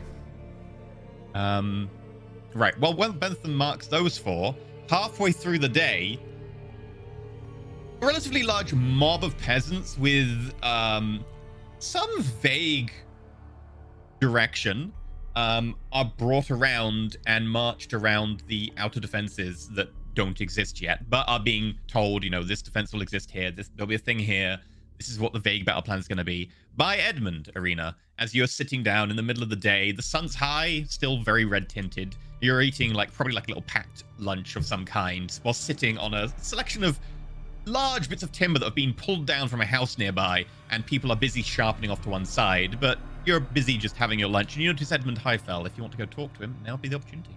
Okay. I will walk over to Edmund. I will wait till you're finished talking to whoever you're talking to. All right. I finish exactly what I was saying. Kind of reach into my tab for a second, adjust something on my shoulder, then turn around and see all 2 feet of you. She's like shoves some food in her mouth, and she's like waves at you, and it's just like, How's it going? I kneel down. I come down to your level. It's going well. I think they'll be ready to fight. And I hope they do well. Have you trained an army before? To an extent, I've been trained in. Part of my duties have been mustering recruits in dire situations and getting them ready to defend themselves and their homelands.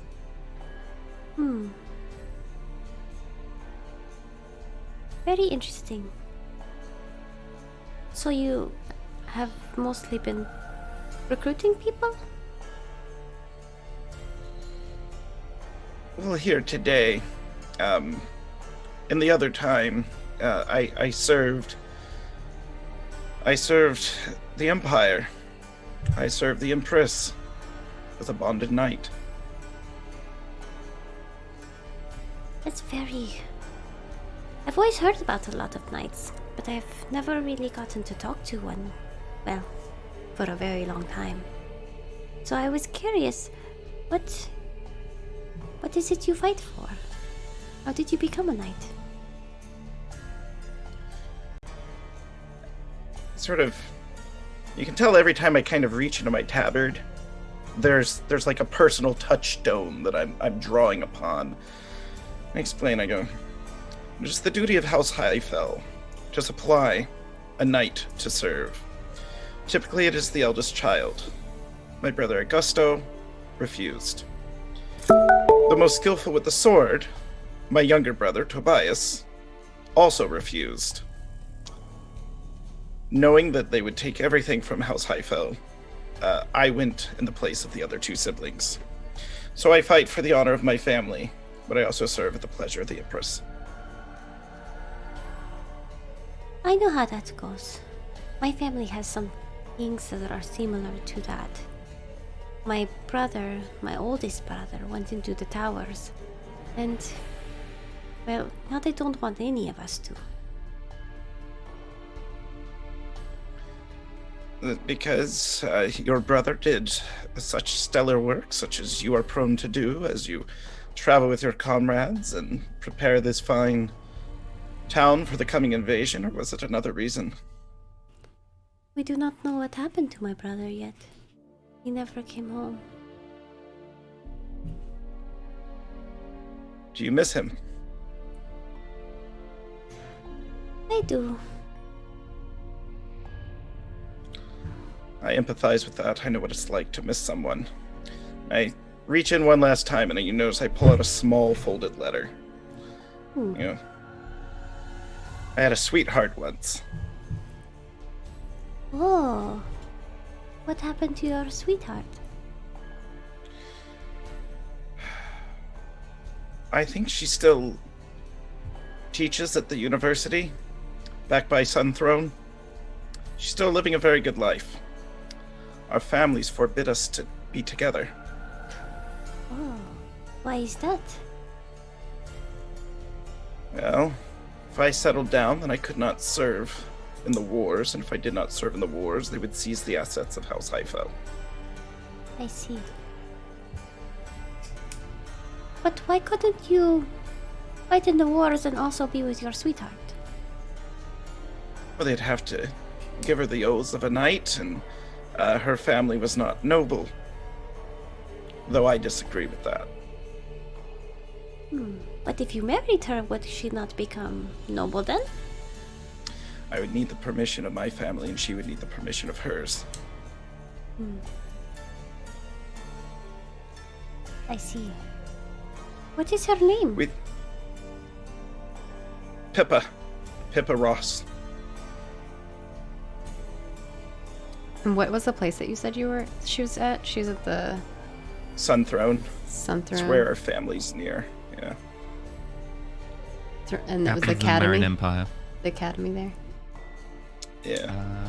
Yeah, that was also where Temper's academy she wanted to go to was. Okay. Well, when was the last time you saw her? It's been years now. I doubt she even remembers me. There's plenty of fine suitors back there. There's poets, there's artists, there's genius folk of every enterprise. We soldiers are shipped off and quickly forgotten. Not all of you. I am sure that you're probably in her heart.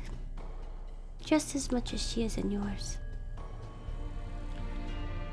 It's one of those things where he starts to choke up a little and he goes, "Sorry, the seasonal cold." And then feigns some asthma, and he says, "Is there any assistance I can be to you, Arena of the family Cogdeer? Is there any thing that we can favor I can pay?" Well, you don't owe me a favor, so no. She like eats more of her her muffin or whatever she's eating. I tend to disagree. You and your fellows saved me in the temple when we were attacked. If I was not spared by you and your party, I would have perished, certainly. That is true, but I think we would do that for anyone. If there's someone in need, we want to help them. We kind of made a promise to one of our friends. His name is Axel. He's very cool. We call him Bones. That's a good name.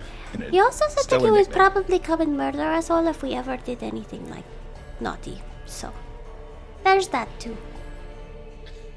That stern friendship, but stern friends are often the best friends. I like to imagine so. But maybe Gaten or Perrin would like something. I just want everyone to be careful. When we encountered the wolves, how did that make you feel? We were ambushed. I want to make sure you're okay. I was pretty scared, I'm not going to lie. I didn't think that... Well, I've heard many stories from my grandfather and in the books, and, well, Perrin, whenever he come back with all these kind of beautiful trinkets and things. But they always made it sound not as scary as it is in real life. If I'm being honest, I was scared as well. Every battle I've ever been in, I have been terrified. And it's something that never goes away. We often tell ourselves that we won't feel fear, but I choose to fight with that fear rather than against it. Because if I go into battle thinking I won't be afraid, and then I am, I'll start to doubt myself as a knight, and a knight is honest. So the first thing I taught myself is to be honest with that fear. And I need you to know that your friends, your party members care about you very much. And they would go down fighting for you the same as you put yourself on the line to defend them. And that is an admirable quality, Arena.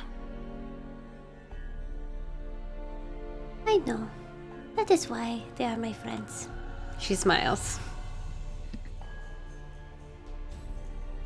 Smile back. But I would like you to know that we would do the same for you. Except for... She doesn't say anything else after that. It kind of trails off. She puts more food in her mouth so just to catch herself. Except for She's your like, hands, oh crap. Your hands are smarter than your mouth, and they're like, nope, we will stop by eating food. And you like jam the remains of this like sandwich that you managed to cobble together. The muffins having run out 2 days ago on the ship, and you're like, oh. Well, your companions already have. And I'm certain that when battle lines are drawn, though we might not see ourselves as friends, we may not even see ourselves as allies. When we fight on the same side, we do trust each other in that moment. And though the trust may be fleeting, there is a bond between those that participate in these battles. And all of your friends are esteemed worthy and honorable in my eyes. They are truer than most knights I have met. Arena feels really proud of that and kind of like puffs up her chest a little bit and is like, Ooh, maybe someday one of us will become a knight. I'd very much like to be there to see it. she nods. If I ever run into your friend, I will be sure to tell her that you miss her. I would appreciate that. And, should I meet your brother or discover him in any of my journeys, I'll let him know that you're thinking of him. And tell him to And I will come work to home reach right out. away. Mother is very, very worried about him. instantaneously. His name is Corbin. Corbin Cogdeer. Corbin Cogdeer. You notice I pull out a small writing utensil and I write it down. I stick it on my other shoulder. If I see Corbin Cogdeer, I'll let him know to go home right away. That his family is looking for him. She like nods and she's like, That is a deal then. and she offers her hand to you. I Which shake your small hand. I'm still Probably not goes valuable. around your like one finger. Yeah. Yeah, I do that. Take it, shake, then let you go. And she like hops away, feeling confident, and hearing those words, kind of like, almost like you hear like a, like a replay of Edmund saying like the words about the fear, about like letting, like guiding, having your fear guide you in battle. And I think like that will help her a lot because she's actually really scared right now. Walking into that temple was probably the most horrifying thing she's ever seen in her life. And then, Oh, yeah. yeah, and then zombies attacking. It's all not good. So, as you go back to your group of, now with the additions that you just got brought, 80 builders who are all somewhat confused, but you're apparently leading them very well. Every time one of them turns around, these like quite burly men and women coming over to you and being like, so where do we put the, and you're like, oh, you put that in the, oh, okay, right. We're gonna cut to Gatton and Icefang, who are going to be doing some scouting. So, can you make me a stealth roll and a perception roll? Hopefully. And Let's see. I will bring up Stealth. a roll for them. I'm not even gonna wait for it to show. Stealth and perception. Let's see. Hey!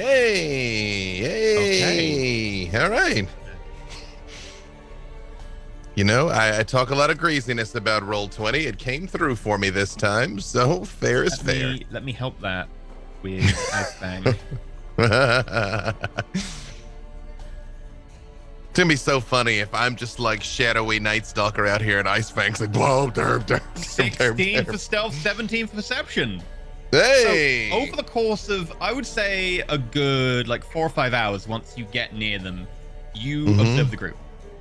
And what you note is that they now have a group of probably 30, 35 zombies and skeletons together. And they're still raising more. They're taking their time.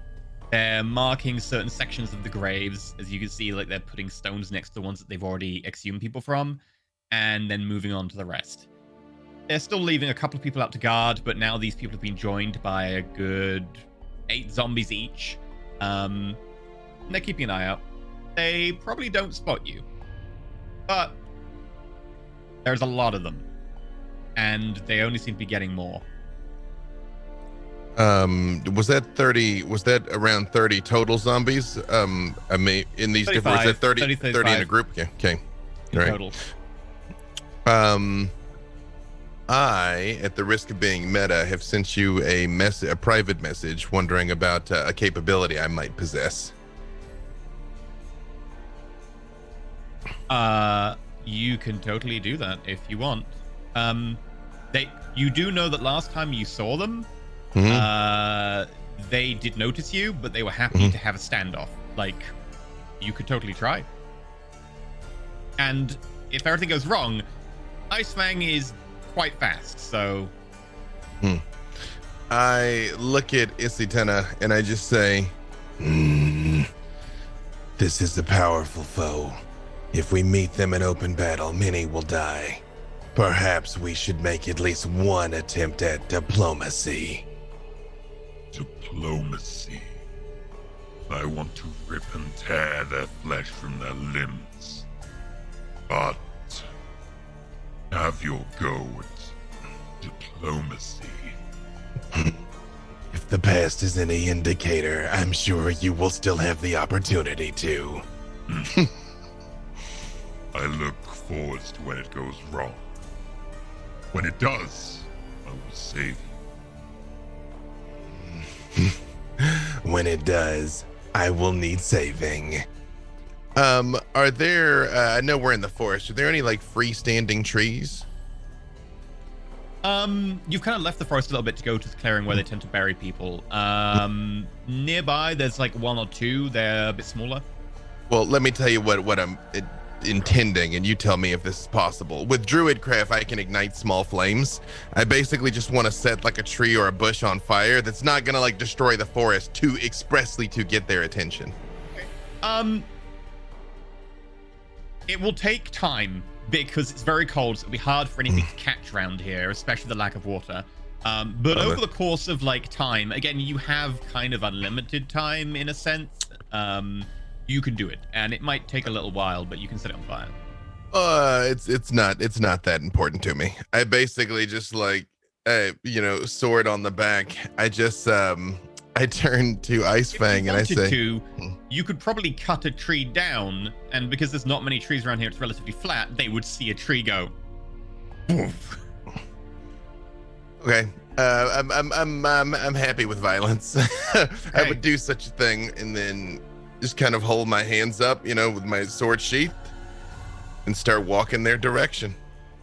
So you do the violence, and your sword. I normally don't countenance swords being used for woodwork, but this is a magical sword and it's impossible to really damage it. So with a few swings, the sword eventually. And as you start walking down towards them, the few down the bottom, the two like veterans nearby who seem to be kind of keeping an eye on things, look at you warily, hands definitely going to swords, which they do pull but hold down to the side. But from behind, you see the Bone Lord gently just calm them, hand out, gets down from the horse. That's it. Which horse disappears. Begins striding towards you. I have come to parley. As you get close, you notice the individual is wearing what appears to be like full-on bone armor combined with bits of fur and leather, but the majority of it seems to be made of bone over kind of this thin hide. Their face is mostly hidden, and it's hard to get a real sense of who they are, but they aren't overly built by any means. You would say they're probably athletic, but not like built. Parent-sized? Are they parent-sized? Yeah, they're about parent-sized. Right. So they do look up at you a slight bit. But as they sort of catch your eyes, you see like a slight glimmer of like red eyes behind the faceplate of the bone helmet. I'm making a point to clock all this because I'm hopefully gonna have to describe it when I go back again. That might give me some insight into who these people are. And I stop a couple feet away, kind of out of my easy arms reach and out of theirs. Just when we RC. I did not think it would be you who would be coming to parley. I am no diplomat, but I do not wish to see needless bloodshed. Interesting. Isn't that what you're good at? Yes, but it doesn't mean I have to enjoy it. One should play to their skills. I look at the zombies, which actually really doesn't bother Gaten at all, because he's like, why'd you worry about the dead? They're dead. Like, they got no problems. And I just look back at this person and I say, what is it that you wish to achieve today? Perhaps the conflict can be avoided. I was going to speak to one of you, preferably when I had a larger force to make the point clear. But since we're doing things ahead of time, very well. I wish for you to leave. I have no quarrel with you and yours. I will let you leave freely. I don't even particularly mean to harm the denizens of that town. I will need their help the work I have planned. And what is that work? So that I might help them make an informed decision. I need something from that tomb. I plan to unmake it. Why? What god do you serve? I serve a new dawn. I serve an unmaking of what the gods have imposed upon people. The reinvention of this world. The gods have constrained people in such terrible ways. Powers we used to have. Powers such as yourself. It may surprise you. I am not insensitive to your words. Oral is meaningless to me, nor do I worship the Raven Queen. I have seen this world made and destroyed and remade more times than I can recall. Exactly. What will make your new order different? Not my new order. It's our new order. And all I mean to do is to upset the status quo. Usually, Cadden would like visibly be thinking about this because I mean he has no vested interest in supporting this system. He's I like, too word. found it so interesting that a group of yourselves defend a temple belonging to such a nobody.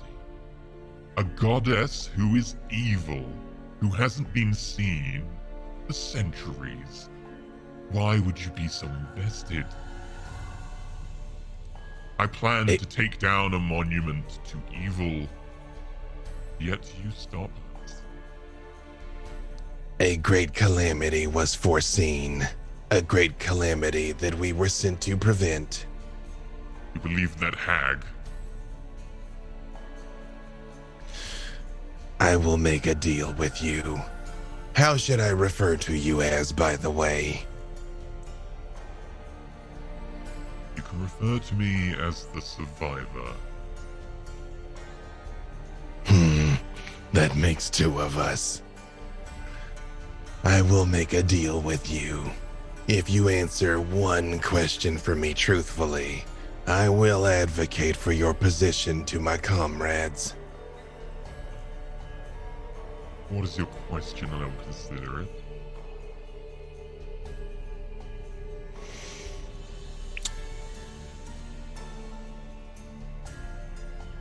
Storm Sister Corey.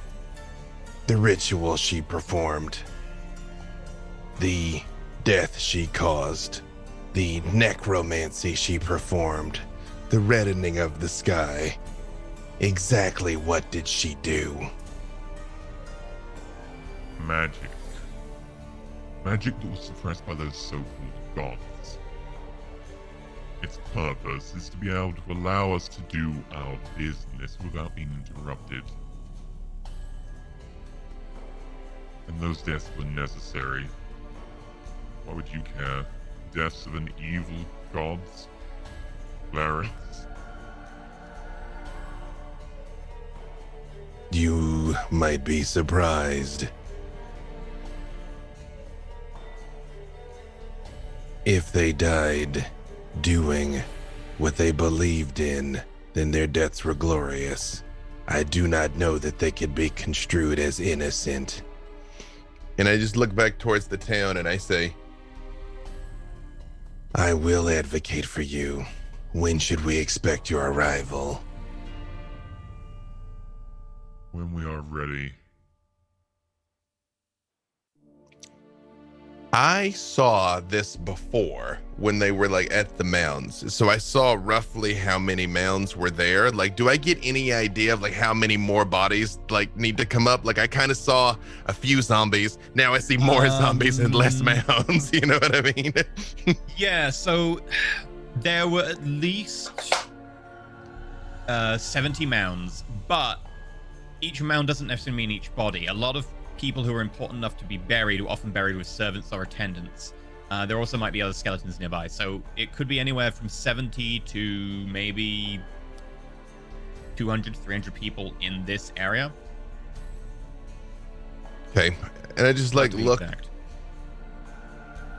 especially do I still only see the 6 humans, or is there any sign that like there's a larger army besides the zombies? If anything, you wouldn't be able to see all 6 of them from where you are. Maybe you can Okay. see 4 or 5 humanoids. They do they in any way seem different? Like I'm like, oh, there's definitely more dudes, or is it kind of like in keeping with what I saw before? I think you always. I just look at them and I say, I am sure they will ask me more questions. Is there anything else you would like them to know? From whence you hail, your lands or your people? I survived one purge before. And I found new purpose to overthrow those who would upset the status quo that has been held for so many centuries to keep people in check. She pulls off this skull cap along the front. And you notice that the face inside is of a woman. Probably late 30s, early 40s. Skin that would normally be described as Mediterranean, except it's had a lot of the color removed from it. So it almost looks like a dark ash color. And her eyes are quite vivid. Although around the edges of the white iris, of the white sclera, you'll notice that it is starting to milky just a little bit with like red veins, a little bit more prominent. Does she look anything like the people I remember from before?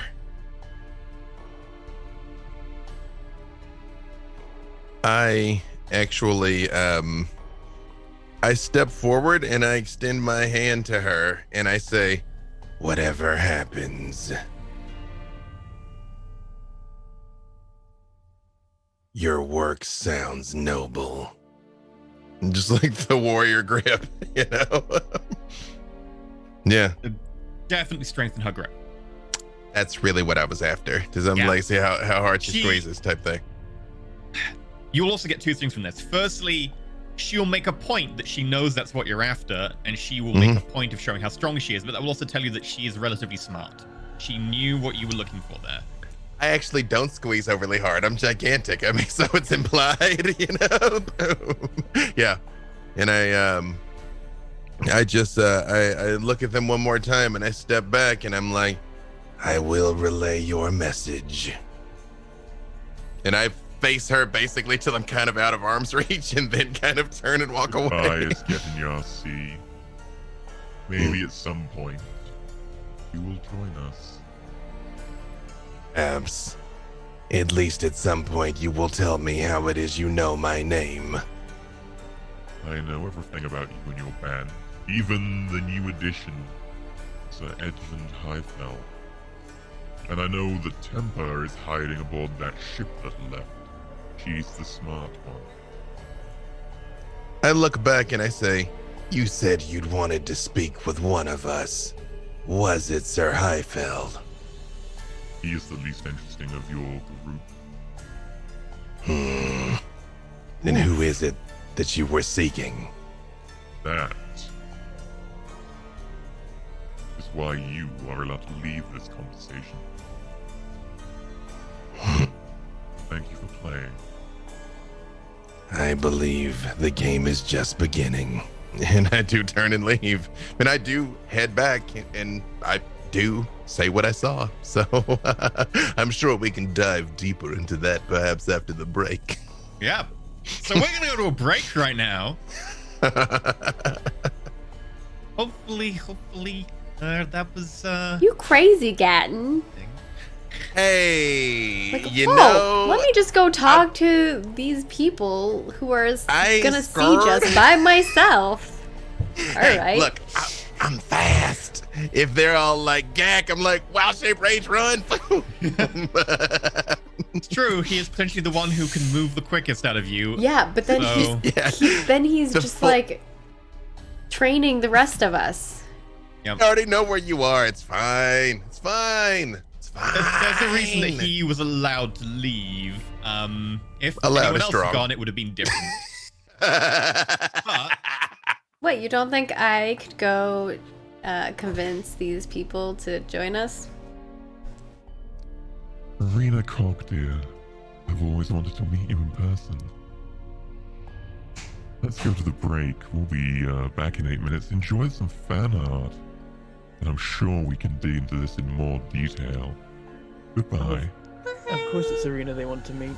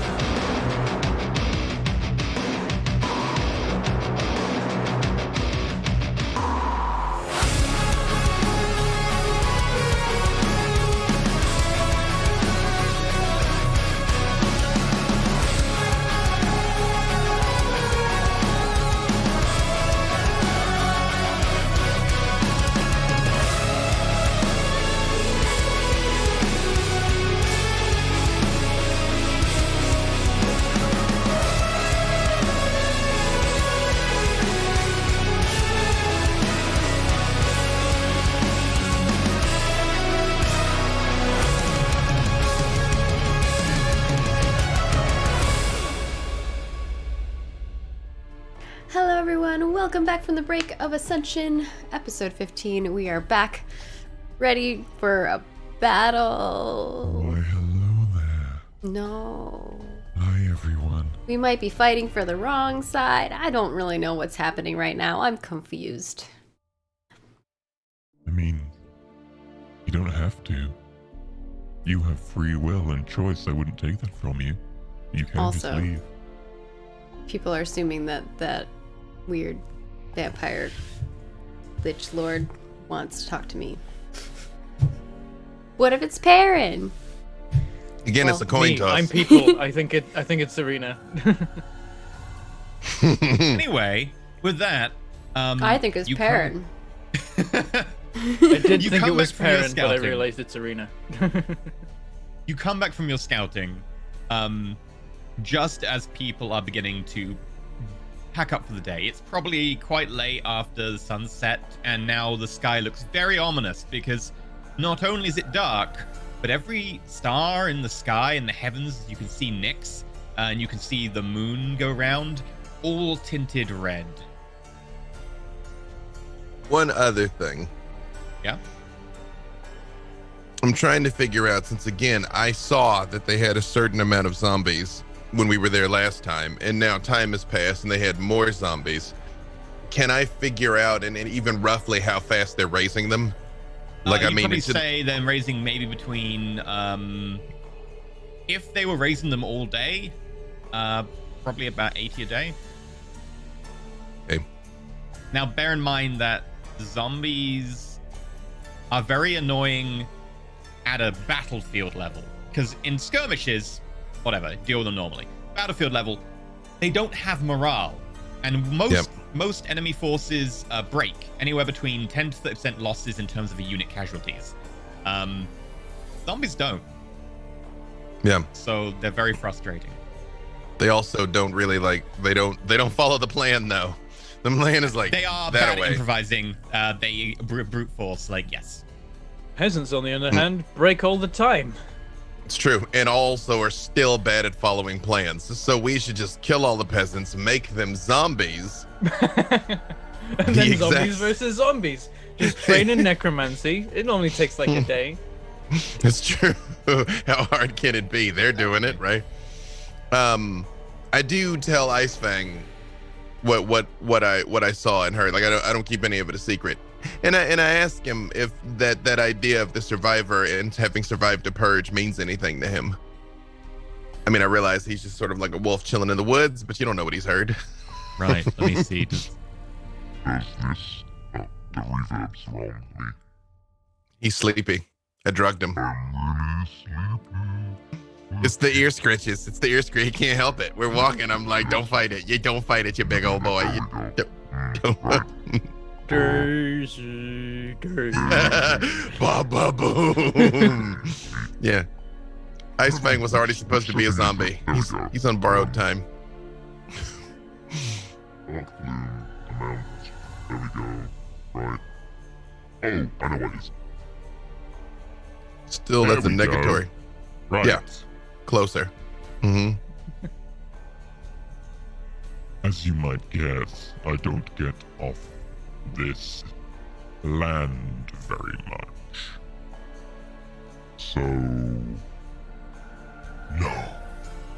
I don't know what the survivor could be. It's nothing related to around here. Offer him some swimming lessons?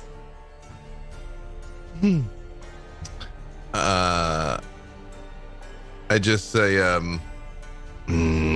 fair enough. What do you think about this business with overthrowing the old gods? Do you have any personal commitment to Oral?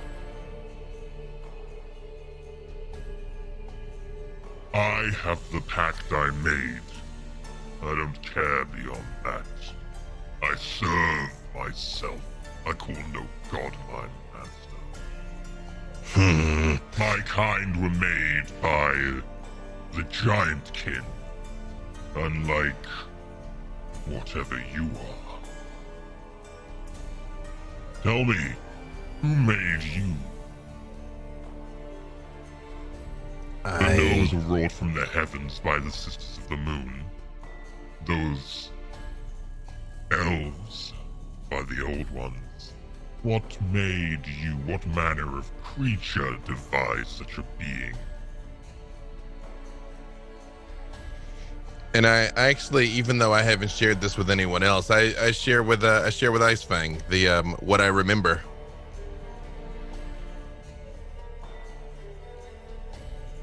I'm gonna say that you have that conversation, so we can save that for when you actually share it with another PC. Secrets. Also, all these years of friendship, I see how it is. I mean, I don't want to stress you out. You've been like looking for lost brothers. Your grandfather's a lich. You know, like why am I gonna stress you out with my stuff? Might be important for me to know. Maybe, I don't know. Your twins have been stitched into gloves. Like, you've got a lot going on. Anyway. Interesting. What allegiance do you have to these gods? Why are you defending this temple?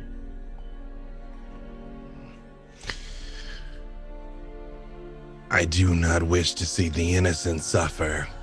Beyond that, I simply mean to protect my friends. Innocent? What an interesting concept. Innocence. Everyone has a choice to act, and if they don't, that is their fault for being weak. There are no innocents in this world. Only those who take, and those we break. I just look at him and I say, you understand the value of a pack.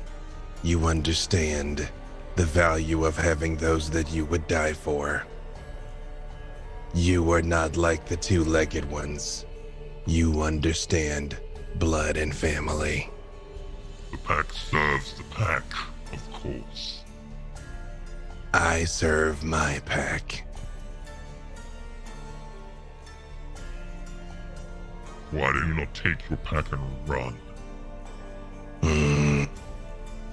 You did not run. You made an agreement that you must uphold. So as it is with me. Very well. You have proven yourself in battle alongside me. I look forward to slaying foes at your side again. I just tell him as we're moving back, I'm like, one way or another, the next couple of days will redefine this region.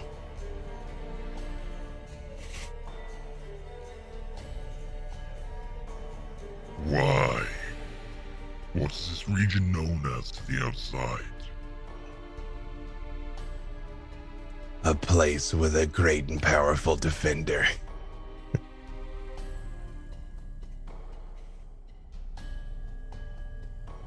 I will not challenge that assertion, whether false or not.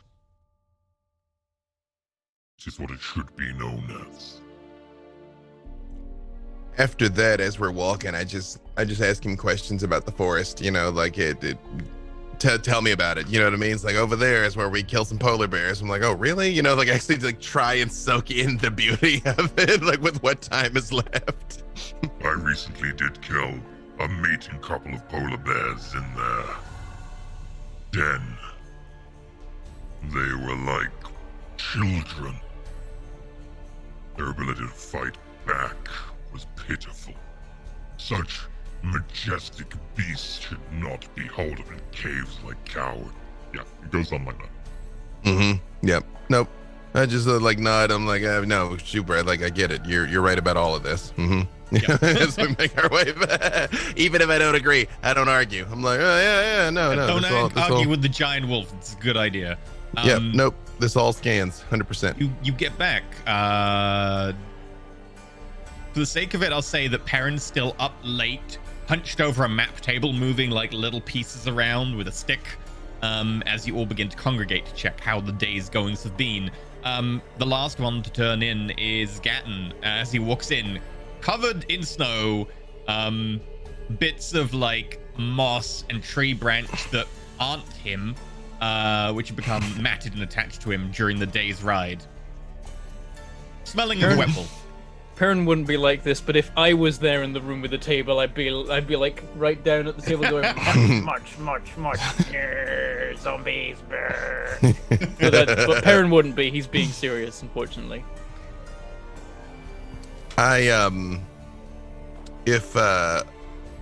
So it's just Perrin currently, Arena, and presumably Sir Edmund are not here. They might have already turned in. No, they'll all be there. I'm assuming at the end of the day, you will gather together to see how the day went. I make sure there's no one there but us, and I say, I have located our foe once again, and I initiated parley. What they had to say was interesting. What? Why would you go talk to them without us? Because if it were a trap, only I would have died. But I don't want you to die. And I do not want you to die. I guess it worked, seeing as you're still standing here, which is honestly a surprise. I find your lack of faith disturbing. Tell me, does the survivor mean anything to any of you? Someone who survived a great purge. Do we know? You wouldn't know, but you may draw assertions as you will. Perrin guessed it earlier, and I've put two and two together. I did roll 24 on their banners and stuff. It wouldn't be a thing you would know, but if you want to try and guess, you may try and guess.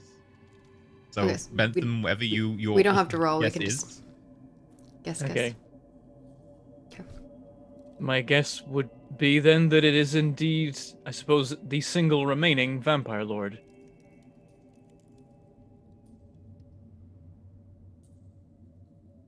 The most recent purging I can think of that would result in something like this would be of the vampires of the dead cities. There have been stories. Yeah, I tell them everything I saw, that they knew all of us, that they knew Sir Edmund, they knew where Temper had gone, that they wanted to talk to either Perrin or Arena. Like, I mean, no attempted deception whatsoever. Why would they want to talk to us? You guys, I saw blah. Yeah, Arena's just like, Why would they want to talk to one of us? How do they know about us? There is another problem. We were sent here to prevent a calamity. What if the calamity is them not succeeding? I must admit, I was swayed by their words. Nothing that she said was innately wrong. She even said she would not necessarily harm the people here, although a necromancer's perception of harming people may vary.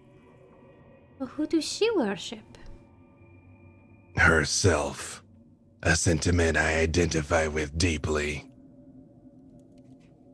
Yes, but having a... Well, if she is a vampire, it is probably not good. Yes, generally vampires being in charge of anything has gone relatively badly for most other people, historically speaking. But I'm confused as to why she wants to... Is it destroy this temple or loot it? There is something in it that she said she requires.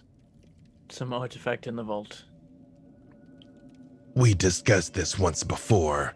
We didn't think it was possible for someone to ascend to godhood via the temple, did we?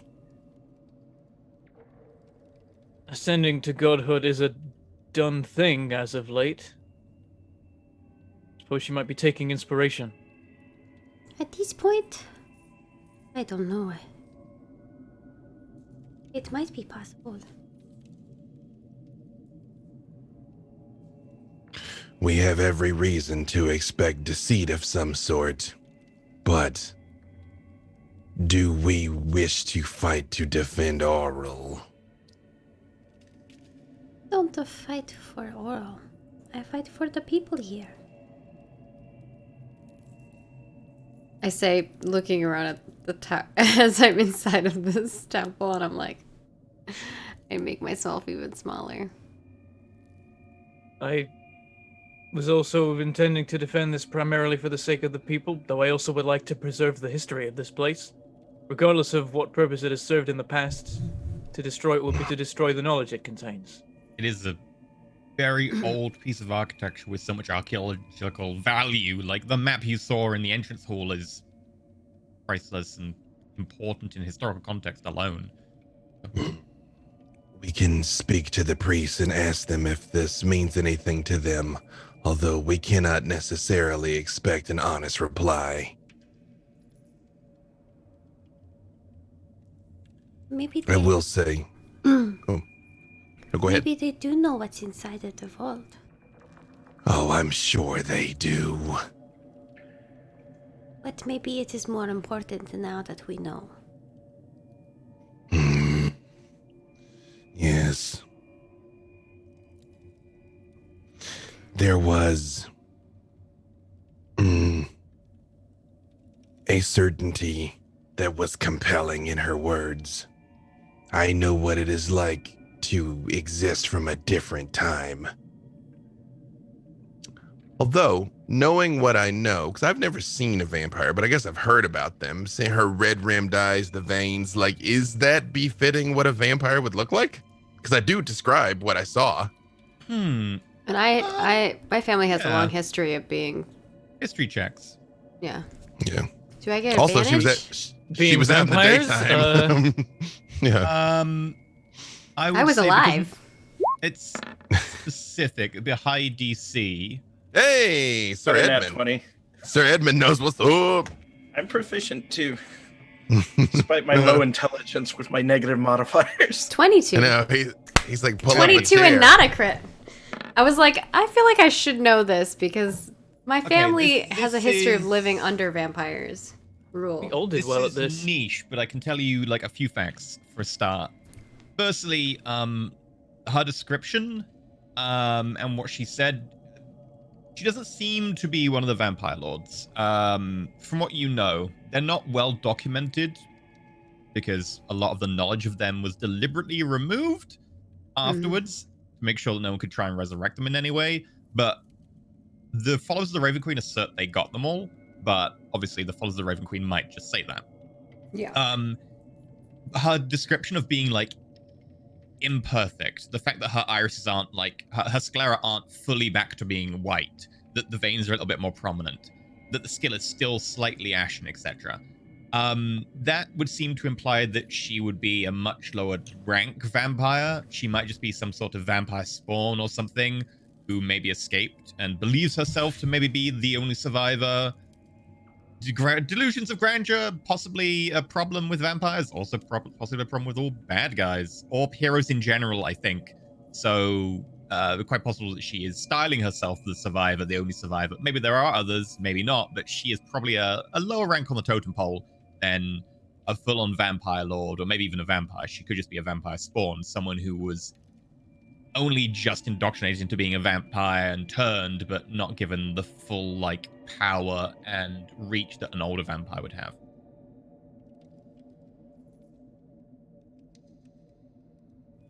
Are they delusions of grandeur if you actually do have a giant zombie army? And a small cult? Yeah. I mean, true, but the whole New Dawn thing is even maybe a bit above that level, so maybe still delusions of grandeur, but like, you know, dress for the job you want. So All right. And in bones. I believe we should do two things. We should speak with the priests, and then Perrin and Arena should speak with the survivor.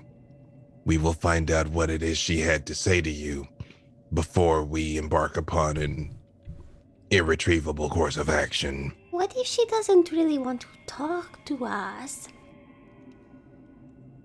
Yeah, she might be inviting a second meeting so that she can kill the person that she wants to kill for some reason.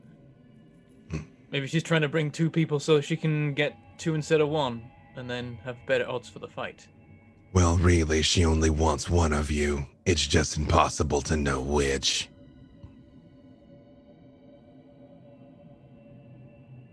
Well, She wants one of you, so both of you go to her. I mean, not alone, but either way, I would like to talk to the priest first, though. I think we need let's to speak talk to the priests priest. and see if they're willing to spare. Well, first work out what this person wants, and then if actually it's not too bad to give it to them. As a point of clarification, just for the sake of ease, when we talk to the priest, I don't mention what the survivors said they want. I do mention who they said they are. Okay. Yeah. I'm not like, hey, BT dubs, no problem. They're here to eradicate your god. Ha ha. No, I skipped that part. Okay.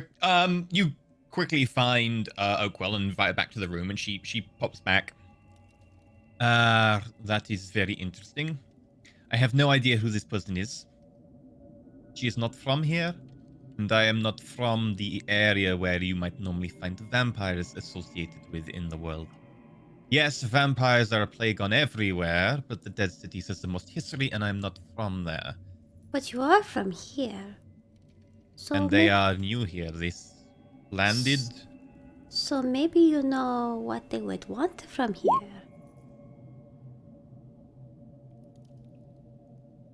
I got a 20 on an insight. What were you specifically inciting? Whether or not she, specifically if she's holding something back. I fully expect her to lie to me. Fully. I'm just more interested in what she's lying about. She's hard to read, and she's deliberately holding, like, maybe not holding back, but she's holding herself in check about a lot of things. Possibly a certain amount of that is just hesitancy. She's new to this amount of control she now has. But also, as far as you can tell, she doesn't seem to be directly lying at the moment about anything. There are many things they could want. They could want this temple. It is a powerful site of magic, both divine and arcane. They could want the vault, but how they would get to it, I have no idea. They would need to be very powerful and have skills beyond what I know to be able to get to it. What is inside the vault that they would want? I do not know. Only 3 people did. And I removed their corpses, as you said. And destroy those corpses. They have been dealt with. Does that mean that no member of your order could ever open the vault again? The vault is a demi-plane. It was accessible from here by people who knew its location and area. No one who knows its location or its area now still lives. No one can now access it. Those artifacts are as good as lost.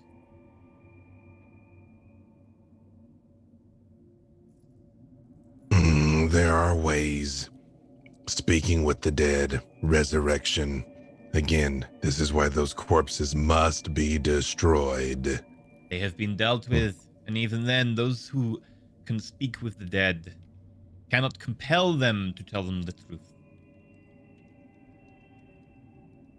I have seen them compel the dead to do a number of things as of late. That is the husk of a body. It is not the actual soul. I don't know. I've seen a lot of strange magical things. The actual temple itself is still a site of arcane power and divine power. It could be they want it for that reason. Or it's historical or religious significance. Yes, we are a small order now, but it could be as simple as making a statement. It could be an act of some sort of cultural terrorism. It's a symbol of the past. You said they wanted a new start. Could be as simple as that. The artifacts, you saw the very map we have on the ceiling as we enter, one of the oldest that exists. The very fabric of this building is old. Many of the things we have here are old, and possibly even beyond normal value. Could be they simply want to rob it for another purpose.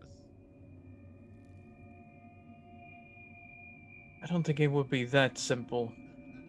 There's plenty of places in the world to rob. I would tend to agree. And I would wish they would go rob those places. They intend to raise an overwhelming force.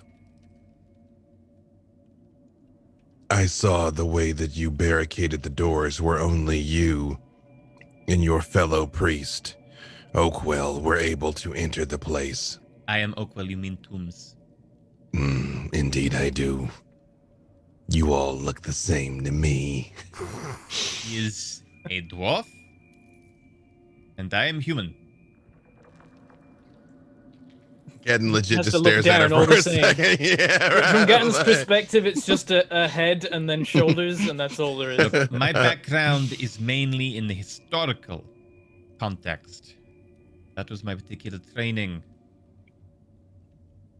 Then I can you tell don't. you many stories about this place and what is endured over the millennia it has stood. But I cannot think of why they would want this place beyond the historical significance. The vault does house probably things beyond what I know and which are powerful.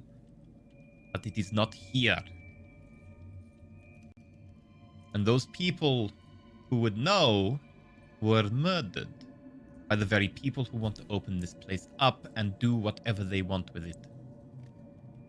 From what we've gathered, our new friend knows a lot of things that they have no conceivable way of knowing. It is possible then that maybe they want to destroy the last remnants of Oral. There is a theory that gods are powered by the devotion of their believers. And with there being so few of us, it could be deliberately the destruction of Oral herself. Corey knew what they were after. Corey knew who would need to be kept alive. If she killed those people, they were not vital to the plan. I agree. More so, the position of the corpse of our leader suggests that he was the final sacrifice to power this enchantment. Apparently, this enchantment is vital to whatever work they intend to perform. It prevents us from calling in reinforcements. We could probably hire mercenaries or even call in aid from one of the nearby countries, although their investment in our plight would seem to be low. We have sent out someone to call for aid, but that will take a long time to arrive. Only if this turned into an extremely long-term siege would it make a difference, but presumably you could expect some help to arrive in future. If we survive And if this. they know everything we know or you know, then they know that they are working on a timetable, yes? Then we should expect the attack in the next few days before that ship can get too far away. Or they have a plan for dealing with that ship. If you get the people inside this temple and you seal the doors, there should be no other way to open them, yes? No. The way that this temple defends itself is by recognizing the blood of the priests who work its halls. The massacre spread blood far and wide. Why we've been so diligent in our cleaning. But it will take us many more days to even get close to being able to clean up the amount of blood that was shed here.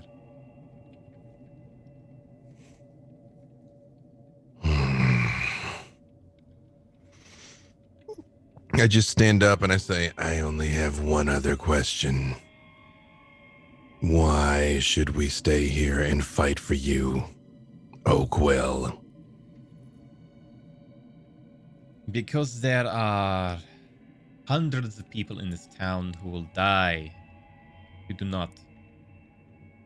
My order has defended them and ruled this town for the last 800 years. But what if we could talk to this person and you could make a deal? And then no one has to get hurt. I do not wish to expose myself to this adversary who quite easily managed to destroy everyone in this temple. People, quite frankly, more powerful than I or Tooms. You could send one person on your behalf then. From what I understand, Gatnori spoke. But that was only from one side. They seem to want this temple. I have no interest in giving them this temple. It is my duty now to defend it over my body.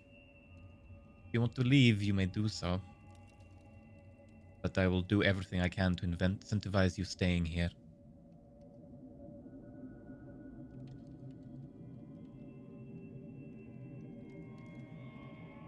I just look at them, and I look at Sir Edmund.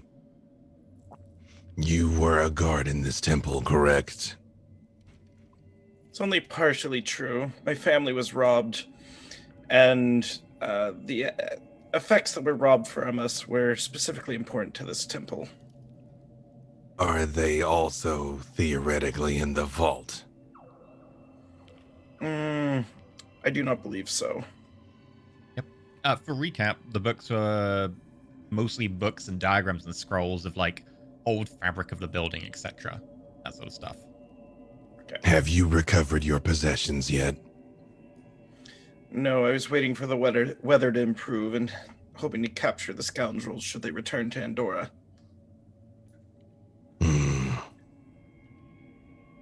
So you do not believe your family's possessions are in the temple currently? No, currently not. Wait, so the items that were stolen from you were books relating to this temple, and they were stolen from you back in your home? Correct. So our family had a library back near Sun Throne.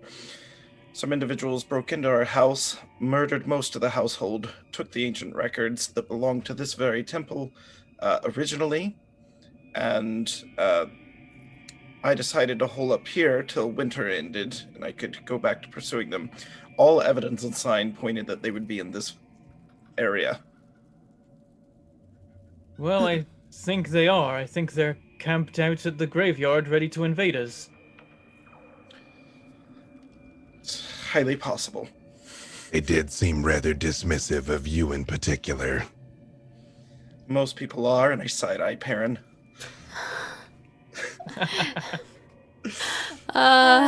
Arena sees the two of them making side-eyeing each other and is like, Perrin pointedly keeps looking wherever he was looking before, like at somebody else with a map. Got this like mechanical pangolin over the other side of the table who's just like, ah. He is very perceptive. Keep making your preparations frost-touched. We will see what the coming days hold. I will do so. Actually, I want us to go because I have something to share with our compatriots when we get out of here. Mm-hmm. Do we exit? Oh, go ahead. I was just gonna. I have thoughts, but I wouldn't want to say them in front of the priests either. Okay. You head back to your ice B&B, Air D&D. Close the door. There is now a notable lack of air in Knightsbridge. You're alone. It is possible. The things that were known about us, with one particular piece of information, a sailor from the Achillean could have revealed. I thought perhaps we were betrayed by Captain Frostberg, but in truth, many of their number could have known about all of us, and about particular contraband present on board the Achillean. Are you looking at my mecha pangolin? Or what were you talking No, about? I just say that out loud. I say it just like that. That Okay. it's that someone from the Achillean could have, like, we're like, oh, how do they know? I'm like, well, I know who knew. They knew. Yeah. You know. I suppose it could be as simple as we've been sold out. That would be more comforting than the alternative of magical means. But she's seeking one of you in particular. Remember, we were brought here through a stream of seemingly unlikely coincidences. Perhaps one of you is more vital to this plan than we thought. You think perhaps that it is this vampire lady person who ultimately called us here via the oracle? And she didn't want Arena's- to talk to you. I point at the sword. Oh, she spoke to me. I was just not her primary intended. Arena, you said your family lived under the vampire lords, that you yourself remember them. No, not me myself, but my family. Oh, all right. Yeah. She's just shy of 100. The vampires are overthrown about 200 years ago. So my parents and my grandparents lived underneath their rule. But you would know that. Is there any reason why a particular vampire spawn would feel an affinity for the cogdeers? Would I? I don't think I've heard any stories like that. Right. No, not really. Again, Grandpa's been skimping on the details every time. Grandpa has been skimping on the details. Grandpa That is very has true. been hardcore skimping on the deets. Put a big question mark over Grandpa then. Yeah. But your parents are, like, as far as you're aware, completely unleveled. In fact, you've probably seen both of them injured at some point and noticed that they don't heal Well, super my fast mom or anything. was, so, yeah. So I say, I reply to you. I just kind of, Arena takes a moment and she's kind of like thinking, and you see her like kind of clutch her chest a little bit. The two of you that know that she has the key know what she's grabbing onto. Edmund doesn't. And then she looks up and says, I don't think so, but I can't be sure anymore. I pick Arena up like I want to give her a hug because I know she's like a little baby type thing. When she's very close to me, I whisper in her ear, "Could your key open their vault?" she kind of like leans back and is thinking and then leans forward and is like, I don't know. And I just literally just like put her back down. So hopefully it's like, I'm like Arena's not very good at deceiving, but if someone wants to try to like listen in, I will guess I will Perrin- roll my deception to pretend Perrin- hug. I think Perrin misses the exchange, but like when you step back, Perrin is definitely looking at you contemplatively, like he's like gears are turning. Now everyone's looking at Arena, and Arena's like, except for probably Edmund. And then she's like, Mecha Pietro walks over and hugs you. No secret messages, just wanted to hug. Mecha Pietro gets the wrong signals, but like means well. it's Oh, the it's right hug signal. time, It's he's yeah. not the very symbol, smart. Yeah. It's not hug time. Yeah. It's true. I look and I say, I believe in the morning we should go back out to speak with them, but perhaps family heirlooms I should keep somewhere safe. Arena Agreed. nods. And unless anybody else has anything for Gadden, he makes his nightly good berries, and like shuts down. Okay. Oh. I'll sleep. Like, after that conversation, Perrin looks a little bit lost in thought for a while. So they probably work out that like he's picked it up and is like, okay, right, hang on. Arena's very anxious right now, so she's probably going to nervous polish Mecha Pietro. I feel like Ed literally sleeps like a log, but he's kind of like, okay, time to be asleep. Might die tomorrow. Arena, Perrin, roll me a d20. And I'm going to swap out my spells. I'm going to swap out Identify for Heroism. Okay. I gotta throw out my d20. Also, I swapped out my spells last night. Currently, I'm on Bless, Cure Wounds, Protection from Evil and Good, and Divine Favor. Okay. All concentration except Cure Wounds because the Paladin spell list is evil. Yep. It's like, oh, you're gonna be hit all the time. What about concentration spells? No, but Bentham, you're not meant to hit things. You're meant to hit things with spell slots that you use to smite. You don't have a spell list. You have a smite list. Oh, I know, Sorry. but like... they might Honestly, be- you do. Okay. 15. Roll me a 1d2.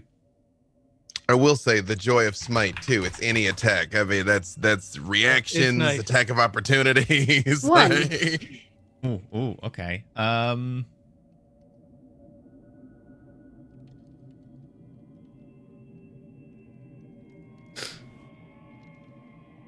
Trying to work this out real quick.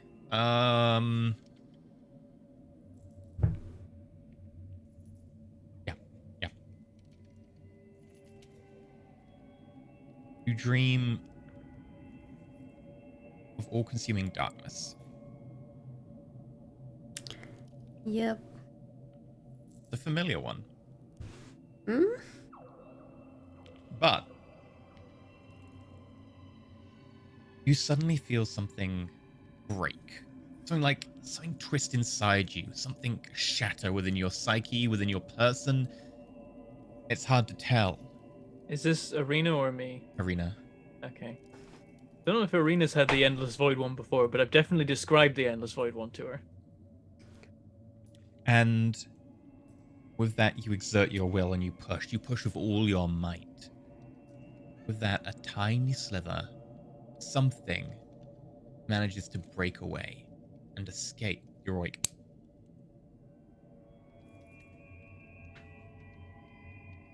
Arena's Middle gonna of night. Arena's gonna climb out of the bed, and she's gonna go sleep in Gatton's arms like she usually does. Oh. I mean, he's always aware, so it's kind of like when I see it like coming, like I look up, like I'm like, oh, we're doing murder? No? Oh, we're doing snuggles. Okay. And I will note that, like, physical sensation is something that doesn't carry over very well from dreams to reality. When you wake up, you tend to forget it. So it's hard to actually recall why your body's having this physiological reaction, but you're shaking. And you just remember a dullness, something so overwhelming that it made it hard to think. But as you make your way over to Gatton, you're still somewhat shaking. You just cuddle up in Gatton's arms, and Gatton Yeah, I'm comes up to take shaking a little moment bit. for second to just like cradle you, and I'll wake up. What do you want to do today? You've got a load of barricades that need building. You've got a few sticks set up. No nightmare for me? No. You rolled a 3, so you don't you probably No, had a that's nightmare, but you Oh, don't yeah, know low what it is. Point means enough it- we don't remember. Low means Yeah. I forget, right? I do have the dream book, so if I don't know if I need to remember the dream for it to write the dreams down. It will write down scattered fragments, but there's nothing enough that really you can draw from. But you Okay. do have a lot of scattered fragments throughout there, which over time you might be able to read them enough to put things together and get holes out of it. I do share my dream with Perrin privately. In the morning, Perrin, as you're waking up, 2-foot gnome at the end of your bed, ready to share the dream with you in this room because Yeah, she's at the end of the bed as soon as you reach her, she's like, I had a dream. and then she tells you the dream. I imagine that it's right like that. Like you're at the end of the bed, he wakes up and you go, I had a dream. It was dark, and then I was doing stuff, and then I couldn't move, and then a thing happened, and a thing happened, and then I woke up. And like this is all within like 10 seconds of you coming to consciousness, Perrin. So, well, hold. No, maybe I should give you the book. I don't remember anything, and I like open it and check my bit. And it's just like a sketch of Okay, pages, you like, check the book. darkness. Roll me a 1d2, and then a 1d8. Okay.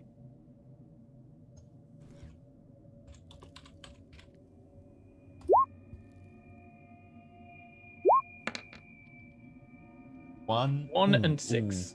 Ooh.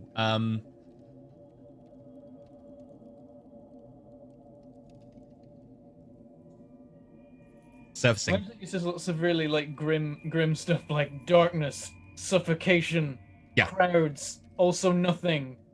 No, nothing but crowds. It's like darkness, suffocation, nothingness, entombment, loneliness, vengeance,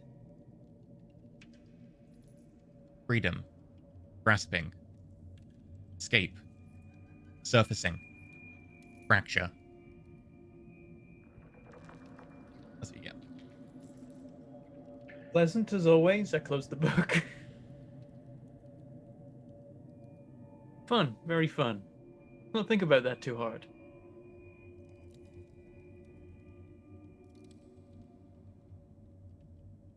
Well, I guess make a note of your dream and let's get to work. We should set the townsfolk in motion building the barricades, and we should go out to meet the survivor.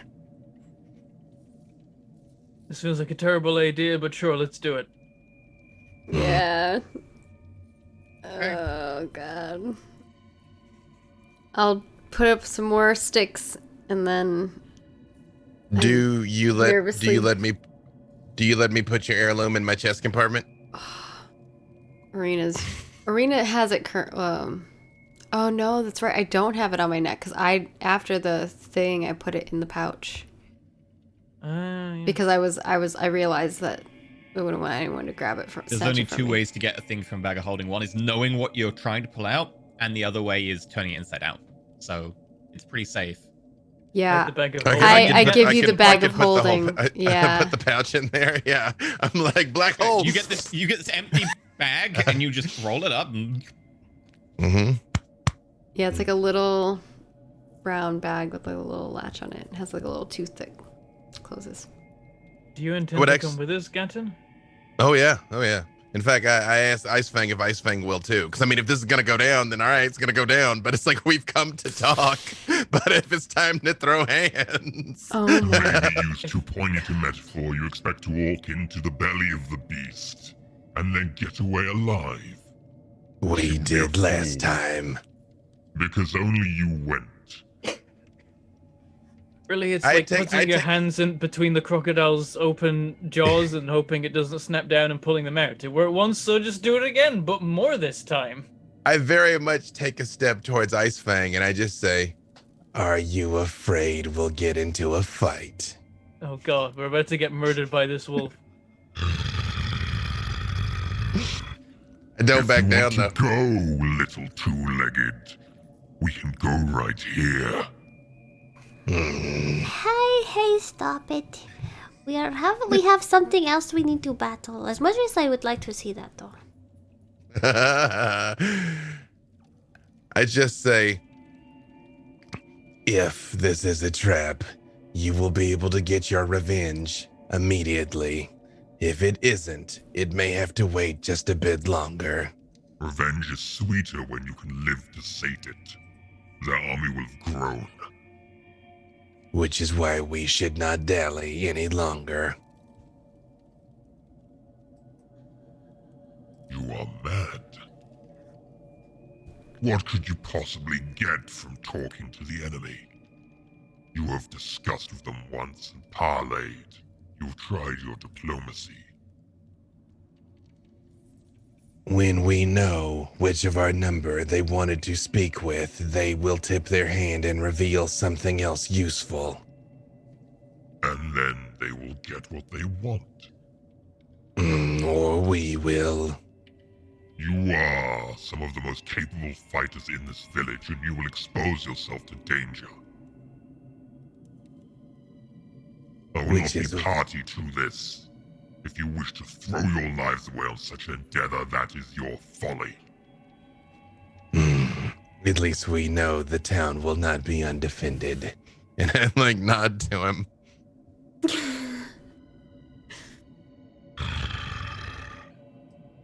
Stalks away. Arena Smoky watches the him stomp away and is like, I mean, I kind of agree with him, though. Maybe As we he's should stomping listen away, to he the, stops. to the.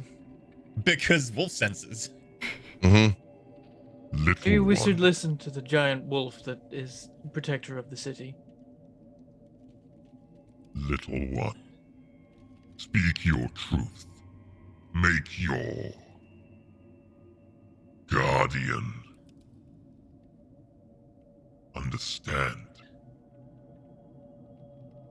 Well, he's not my guardian. Gatten is Gatten. He watches over you. And I watch Protects over you. him. And I will protect him. I look at both of them and I say, if we do not talk, we have resigned ourselves to war. Many will die. Then at least do something smart. Make them discuss with you with less of their army around. One-on-one or however you wish. Do not walk into their trap. To find a If meeting she were point to at- walk into this town, I would take the opportunity to rend her limb from limb. Do not expect her not to do the same. The fact she let you go is merely bait. Nominate some neutral ground. Hold the meeting there. We've got people watching them. They'll probably have at least zombies watching us. If we march a far enough distance west out of the town and then wait, they'll get the message.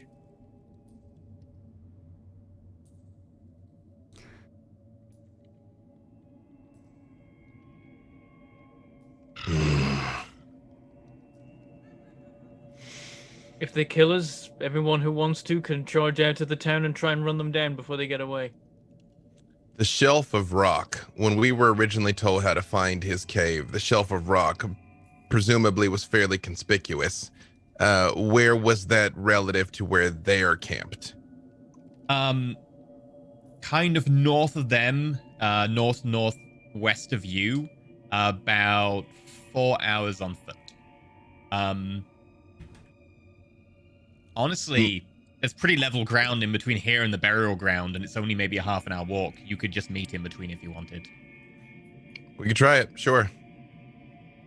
I'm like, why you scared, Ice Fang? Yeah.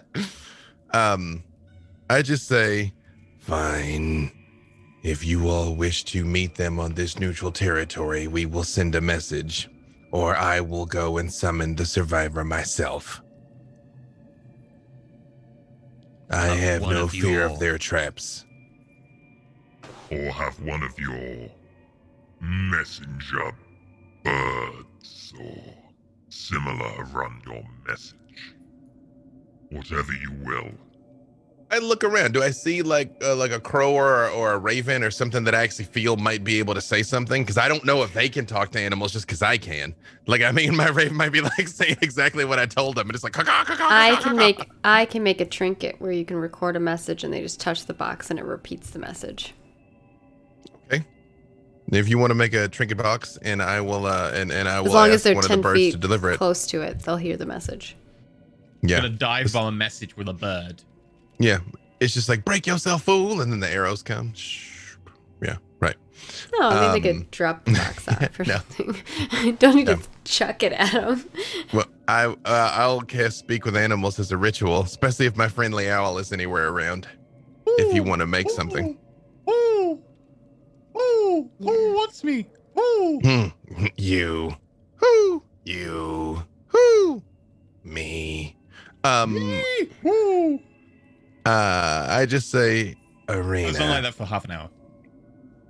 Assuming it is you that they wish to speak with, you should record the message saying that we will meet them at the location to parley one last time. Rena looks scared, but FYI, Highfell would certainly know. Perrin might. Typically, when armies did parleys before battle, they'd both do it in between the armies, but in bow range of both armies, so that if anyone screwed it up, everyone died. So if you want to, you could do that. Yes, that's exactly why people do parleys there. Do Yeah, we use my have magical bows? tinkering. Like, You have a few bows and a lot Yeah, we have of some rocks archers. and Yeah. javelins, but you have a few bows. the mercenaries, well, they might, we'll have them ready. The mercenaries each have a crossbow.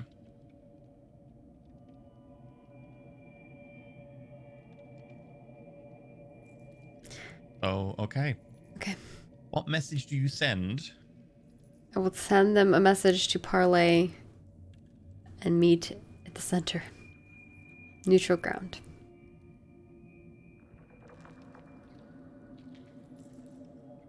Okay.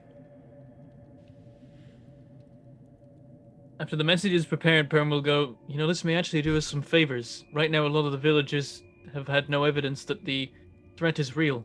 When they literally see us meeting with an enemy in bone armor, who definitely looks like a necromancer, outside the town, they're gonna know it's real.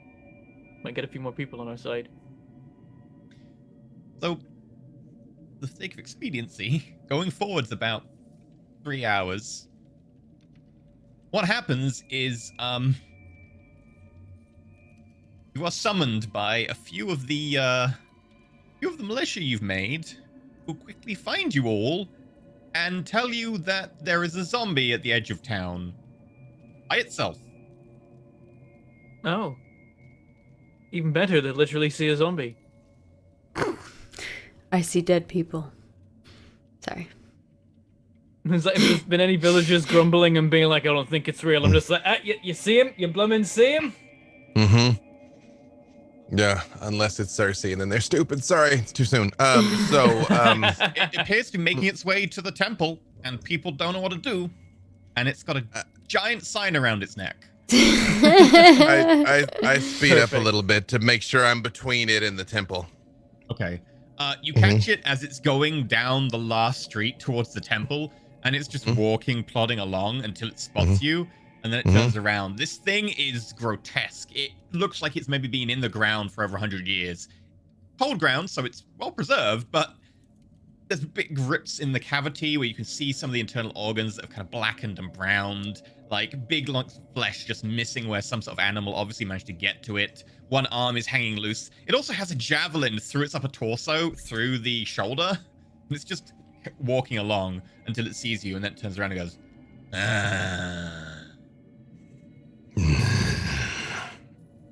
and then it just collapses. What does the See what sign say? say? Yeah. The sign says,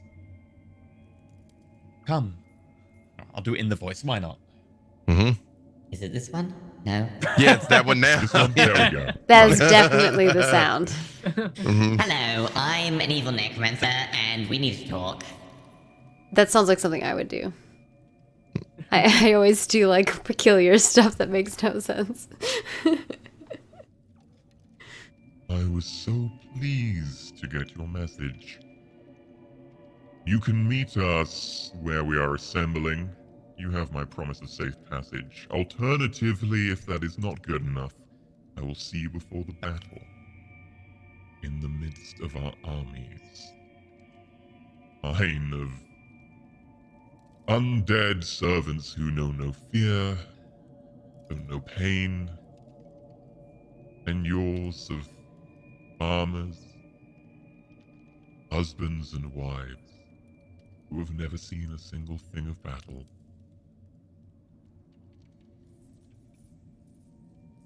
Right, rub it in, why don't they? Maybe I should have left a longer message. So they want us to go to them anyway. They're like, You will come to us if you want to talk. Otherwise, I'll see you just before the battle. First of all, I apologize for just biting that big crunchy thing in the mic. I thought I was muted. Second didn't of And all, we didn't hear it. Yeah. oh, great. Second, I just say we should go to them. By the time their army is at the city, the battle will be almost certainly unavoidable. I think that's the point they're trying to make, but I still don't like the idea of going to them when they may just want to beat us up and steal an artifact off of us. Then we will fight. But we'll be surrounded by an army of zombies. Unless you mean we'll fight them when they arrive here, in which case, yeah, that's what I was saying. No, he means let's go there. He's like, if they want to start something, we'll fight. It's fine. Don't worry about it. We just have to kill, like, will then we just die. have to kill like 40 people. It's fine.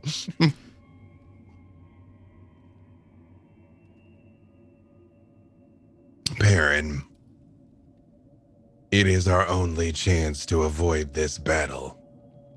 We may be able to save at least some of these people's lives, When I look around at the even if people, it costs our own. do they look like they're good, or are they kind of derping around? The people around you, Yeah, like the other people. When I look around, they've never seen anything like a zombie before. So a lot of them are scared. A lot of them are grossed out. Someone's vomiting nearby. There are kids who are like beginning to edge towards the corpse and about to poke it with a stick. I do cut its head off. I'm like, shing, for whap, just in The kids, case. like, step back. Like, whoa. There's a variety of all ages and body types, and this is just a slice of life, people.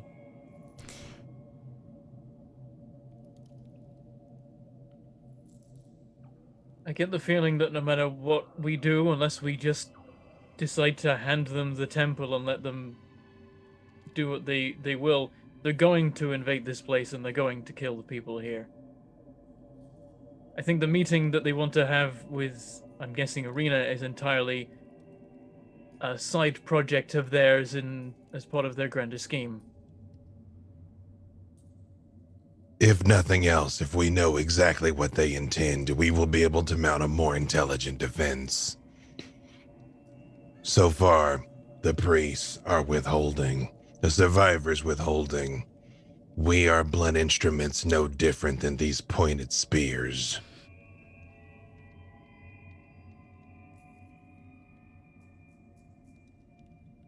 I just like slap Perrin on the arm and I say, I will protect you. And put Arena up on my shoulder and start walking. It's Arena not worth the shrugs risk. and looks at Perrin.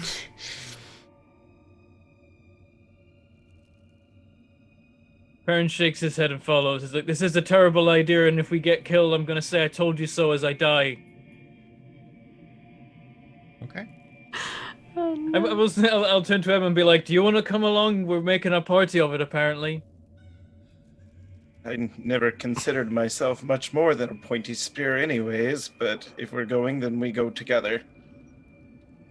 While they're saying that, I do kind of whisper slightly to Arena, though. I say, stay close to me. If we have to flee, I will pick you up and run swiftly. She nods eagerly. Okay. Like a pangolin following in suit. But I will say what I would like to do, though, is knowing how I approached before, come from like a ways off, so that if like, you know, her and her homies are coming towards us is one thing, but if their whole army is like raw maneuvers, we're like, oh, okay, we're gonna not do that. Yeah. Nominate someone to be on watch. This is the person who's going to be responsible for looking out for enemies. I've already spoken to her, so I'll be on watch. Make a perception check. I'm also gonna talk to my birds again. I'm like bird homies. If Has everyone something's spent wrong, their give me inspiration? That bonus bless that we had? I spent It's the mine. next session now, so it's gone anyway, Yeah, right? it's Oh. gone. No, Yeah. that stuff remains from as the long as you're in wolf. this land. Yeah. The wolf stuff is, as long as you're in this land, it will remain. I already used believe mine. I think I used mine when we originally were talking to Isitana. I think I used mine. Okay. I think I I've don't I feel like I used mine a while ago. I remember I had 2, and I think they both went in a thing, but I don't know. I don't think you did actually, Gatans. You still have yours. That's the extra D6. Yeah. Other and on again, I give my ritual speak with animals, and I ask the birds to help me keep an eye on things. Just call if they see something see something make wrong. A persuasion check. If you get the persuasion check, then you'll have advantage on the perception. Let's see. Yes, you have advantage on your perception rolls. So like the bird's gonna be helping you out. I got homies. All right, let's see. Natural 20. Nice. Hey. Oh god. Hey. That's good. That's good. Like a hawk. You see a number of things. Firstly, the birds tell you that they've been working through the night. They didn't sleep. Looks They like don't they need to have sleep, probably. gone faster for some reason. There's now almost 200 zombies and skeletons. And amongst them is an ogre who they managed to find dead and have resurrected, who is carrying a very large knocked over tree as a battering ram. Attached to the ogre's other hands by 2 chains are 2 polar bears. Oh, come on.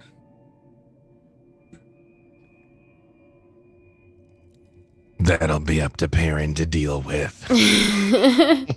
Oh, thanks. But also, the birds tell you that they do not want to get particularly close because something is hunting them. And they gesture and point and do what they can, and you catch just the glimmer of movement around the edge of the horizon, like a shoal of birds, flock of birds, who all seem to be moving not with the usual grace you would expect. Oh, no. Zombie of birds. Zombirds. Zombirds. Zombirds. There appear to be zombie birds who are doing recon around the area. And as you go towards this group, this very large army, We're crazy. Who- What are we doing? are taking time, and it looks like, although they have this many people, they're still exhuming the last of them, so they'll easily take another 24 hours to be ready in that number, because it's a lot of people to try and organize. There are some buried in the snow, unmoving, both to your north and south as you approach. It was very hard to see them because they are literally dead and unmoving and buried. But they're there. You notice the small, like, little pile of snow that's been shifted recently. I stop when I see this. I know I didn't see them before, but based on the snow, do I feel like they've been put there or they were there before and I didn't notice? Like they've just been snowed over? Since it snowed last night. Stop. And I tell them that we're surrounded.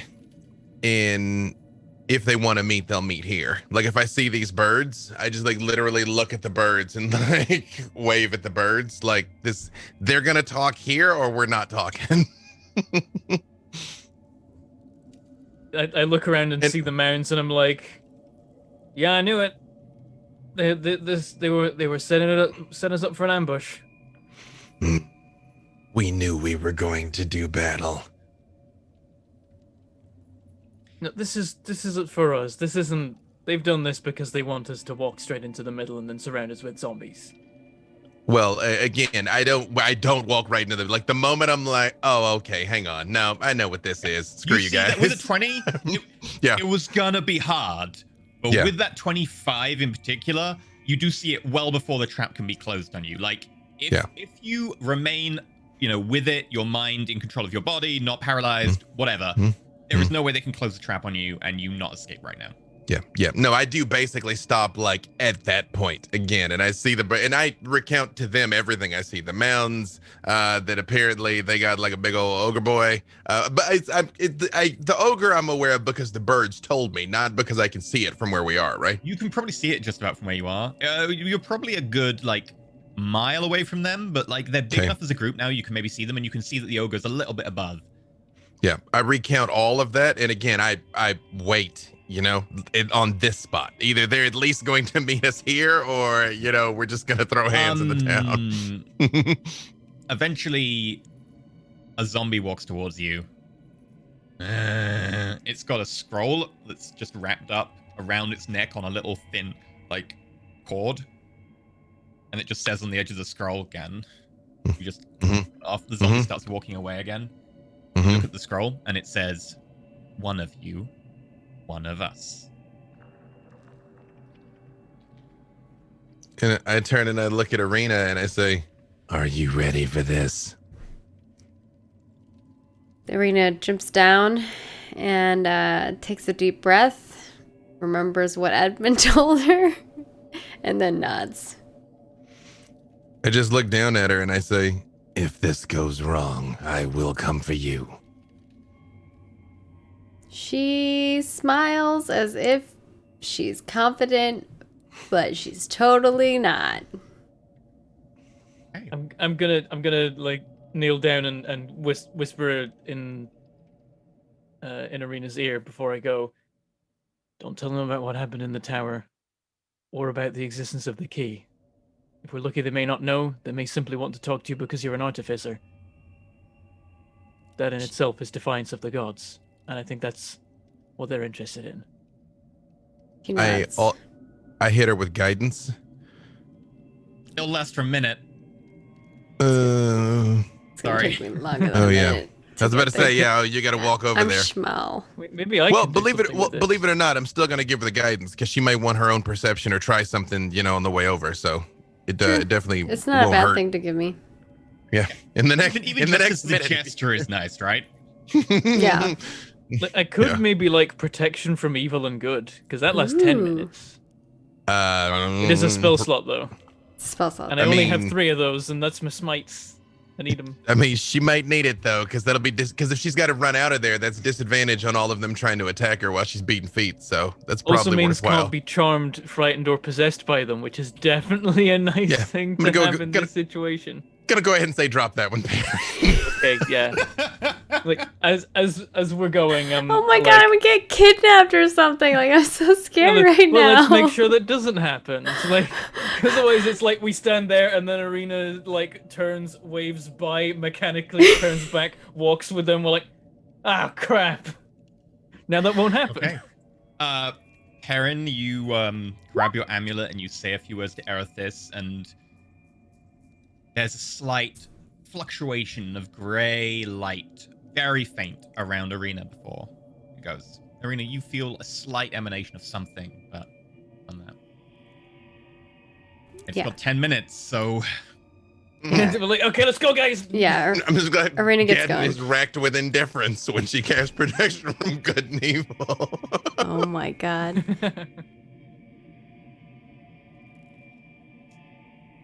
Yeah, wait here. Let her move. The number one thing I'm doing at this point, though, is watching if those buried bodies start moving. Like, to me, that's the clue. As soon Something as bad Arena is about starts to happen. moving, all the buried bodies rise and then start walking away around. Okay, because I was gonna say what I was gonna do is walk back and be like, if you're meeting one person, you're meeting that one person outside the ambush. Yeah, all the bodies are deliberately pulling back so that they are equidistant as you are with Arena, so that if everything went wrong, you'd all get there roughly the same time, and Yes. it would be the almighty clusterfuck. Oh god. At least they're not ungentlemanly. That's cool. That's cool, 200 that's cool. versus like 4 though. I don't know if you can call it gentlemanly that when we called them out for their ambush, they moved the ambush away. Yeah. We're like, So you're gonna nice kill of us them. with They those are zombies. Nice people, aren't they? They're really nice people. We're like, I'm you just set up saying- those zombies to murder us. It's like, all right, you got me. I'll be nice and move them away. I'm just saying, Gadden hasn't seen anything that's a deal breaker yet. I'm just saying, that's just how I feel about him. So, Arena, as you trudge through snow that is pretty deep, but not deep enough that it is particularly bad for you around here, luckily. This area isn't as deep in snow as, say, up into the hills were. Where I'd be fully covered. Where you, again, would have terrible time moving. Here, you're just on the side of no movement penalty. You make your way over. You can now see, towering like 500, 600 meters away, is a huge half-skeletal, like, ogre with bits of flesh clinging to just a few places around, like, the jaw and the side of the stomach and ribs. Polar bears in one arm, and it's just droop down going, big set of chains going down to them. Big horde of zombies and skeletons, half submerged in the ground for some of them, still trying to claw their way up slowly. A lot of enemies, but in front, walking out, is a figure clad in leather and bones. Yeah, before Rena gets up to them, she's like talking to herself. She's like, You got this. We're gonna be perfectly fine. It's gonna be great. just keeps going. Okay. As you say this, the figure pulls off their helmet. Oh, I thought you were going to say pulled off their face. And it's your grandfather! And would have got away puts with the it helmet too. under one arm. If it wasn't for those meddling kids. Marina, this is why I said stay home. Rena Cog, dear. How lovely to meet you. I've heard a lot. I wondered who you would send. Why you? I don't really know. We all put the sticks in the hat, and then we pulled the sticks, and then I got the You didn't do shortest that. stick. You don't make decisions by random happenstance. You're far too intelligent. Why you? For those wondering, I have to lie or be outrageous.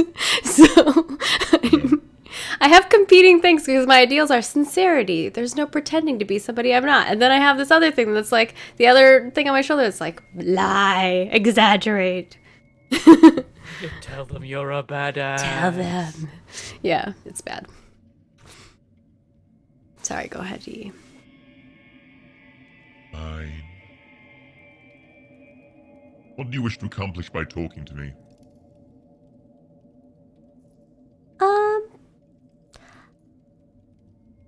Gadden was told that you wanted to talk to someone, so here I am. He is so obliging. He is. I did not think that he would, but I was obviously mistaken. But if I'll it have to is thank not him. me that you wanted to talk to, then perhaps No, we I can definitely find the want to talk to person you you. wanted to talk to. The granddaughter of one of the usurper's own champions? And then here comes my one spear. Arena tries to like, she's actively trying to be like, yeah, I know that. Conception roll.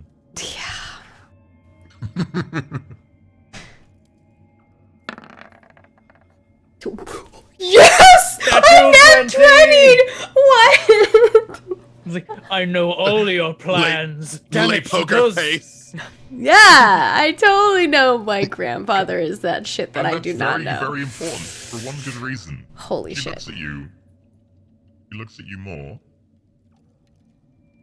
I must say, you're getting very good at lying. I couldn't tell the difference there. Look, I'm not here for a psychology lesson, so what is it that you want? And Sass too. Shame you weren't born earlier. I would have loved to have made you one of my own. Fine. Well, if I wasn't a You cock dear. deer, if I wasn't a cock deer, then I wouldn't have the sass. Fair. A shame your parents were such cowards. What do you mean by that? They never seized any power for themselves. They never sought battle. They never did anything when the time came to overthrow. They just stood by and let others do the work. Power comes in many forms. Sometimes it is not controlling others that gives you power. It is about kindness. And sharing your own. And creation. Well, I try to share my own as much as I can. And you dawn, new age, one free from those meddling gods. Gatton understood that.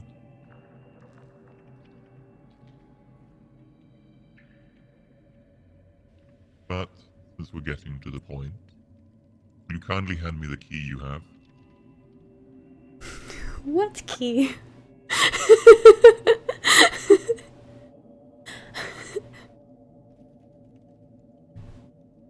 Hand me the key. She says, I don't have a key. she doesn't have the key. Rena Cogdear, hand me your grandfather's key. I don't have a key.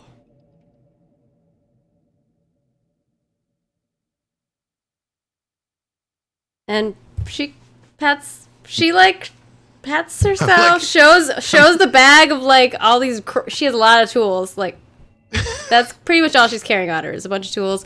She opens up another bag that has like flint and like stone. I have a lot of weird little pebble stones in there, like hundreds of pebble stones. She has a bag. I open it up.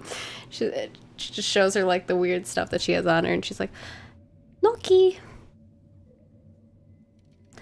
As you What do you want with open all the the bags and show everything, she's gonna key? step in and she's actually going to like airport search you. If you want to like do anything about that, it's up to you. as long as she's not hurting me. She's not. And not She's copping a being feel. Firm. Like she's doing a firm airport search. She's not doing the pat down. Yeah, just go into the mall or whatever. You notice, like, Gatton brings up the jet. He doesn't throw it, but he very much is, like, lining it up with the hand. Like, I Baron definitely takes a couple of T-pose. steps forward and grabs the javelin of his own as yeah, well. we're like, I don't like where this is going, Gatton. You really don't have it. I told you. My mother always said to never lie. But you are right. I was perhaps lying earlier. Yes, you're less like your mother as you are your grandmother. Did you know my grandmother? Oh, never had the pleasure. Then why would you know my grandfather? And what is this key? Give it to me and I'll tell you. I don't have it. You know where it is, though. You know how important it is. You've used it. What do you want with it?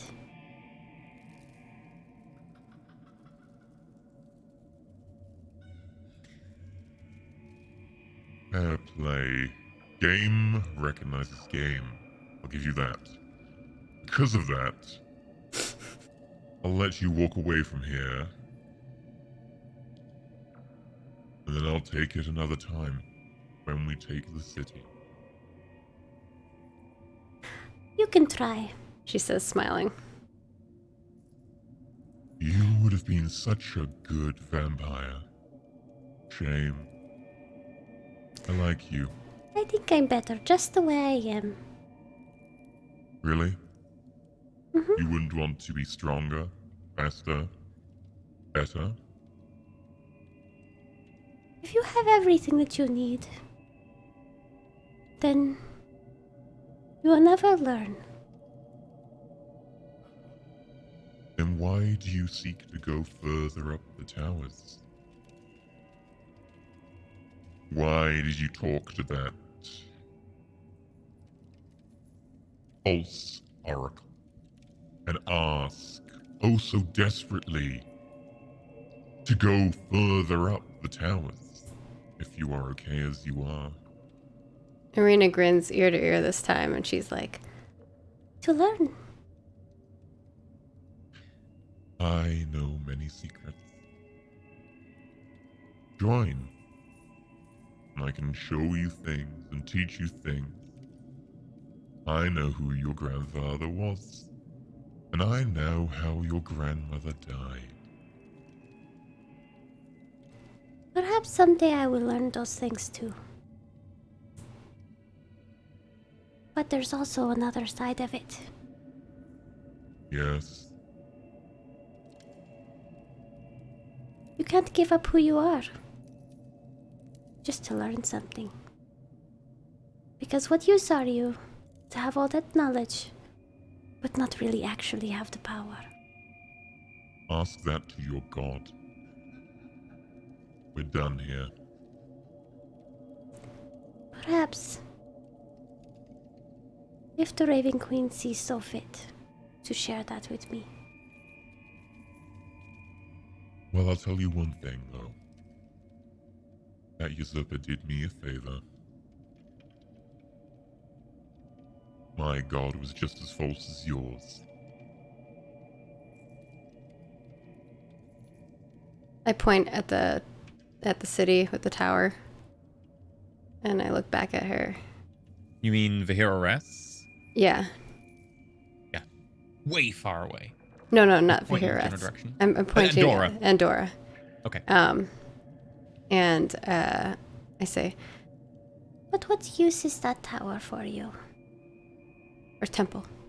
There we go. That's where I was getting confused. Yeah, sorry, tower temple. It's the key to bringing in a new dawn. A way to remove and end the age of oppression by gods who would rather see us scrabble for power in their rat runs, their mazes. You should know. You lost your brother to their machinations. So Rena many people kind of looks die down because she doesn't really know if her needlessly. brother is actually dead. Totally needless. To be fair, Corbin kind of did his own thing. And he probably took some actions that brought him to his death, if it is so. He was impetuous and youthful, but is that a crime? Everyone is young at some stage. It's the gods who put such death traps there. Back before the towers were a thing, you wouldn't have such a high risk of death. There were other ways of obtaining the power to heal, defend, protect, to advance civilization, and now mazes and rat runs of death and tricks and traps. And you And think you could do also- better? No.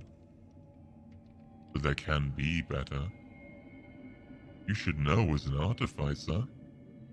You made creations already that are far beyond what is allowed. She's gonna act like, no, don't know what you're talking about. Oh. Pietro. Your little pangolin friend. With a limpy arm. No. That would be so very against every civilization on this continent, if they knew. That's what I seek to overthrow. The tyranny of the gods that demand you be weaker than them because they're afraid. They're afraid of you, of me, of us, of what our civilization could be. It's up to people like us to overthrow tyranny.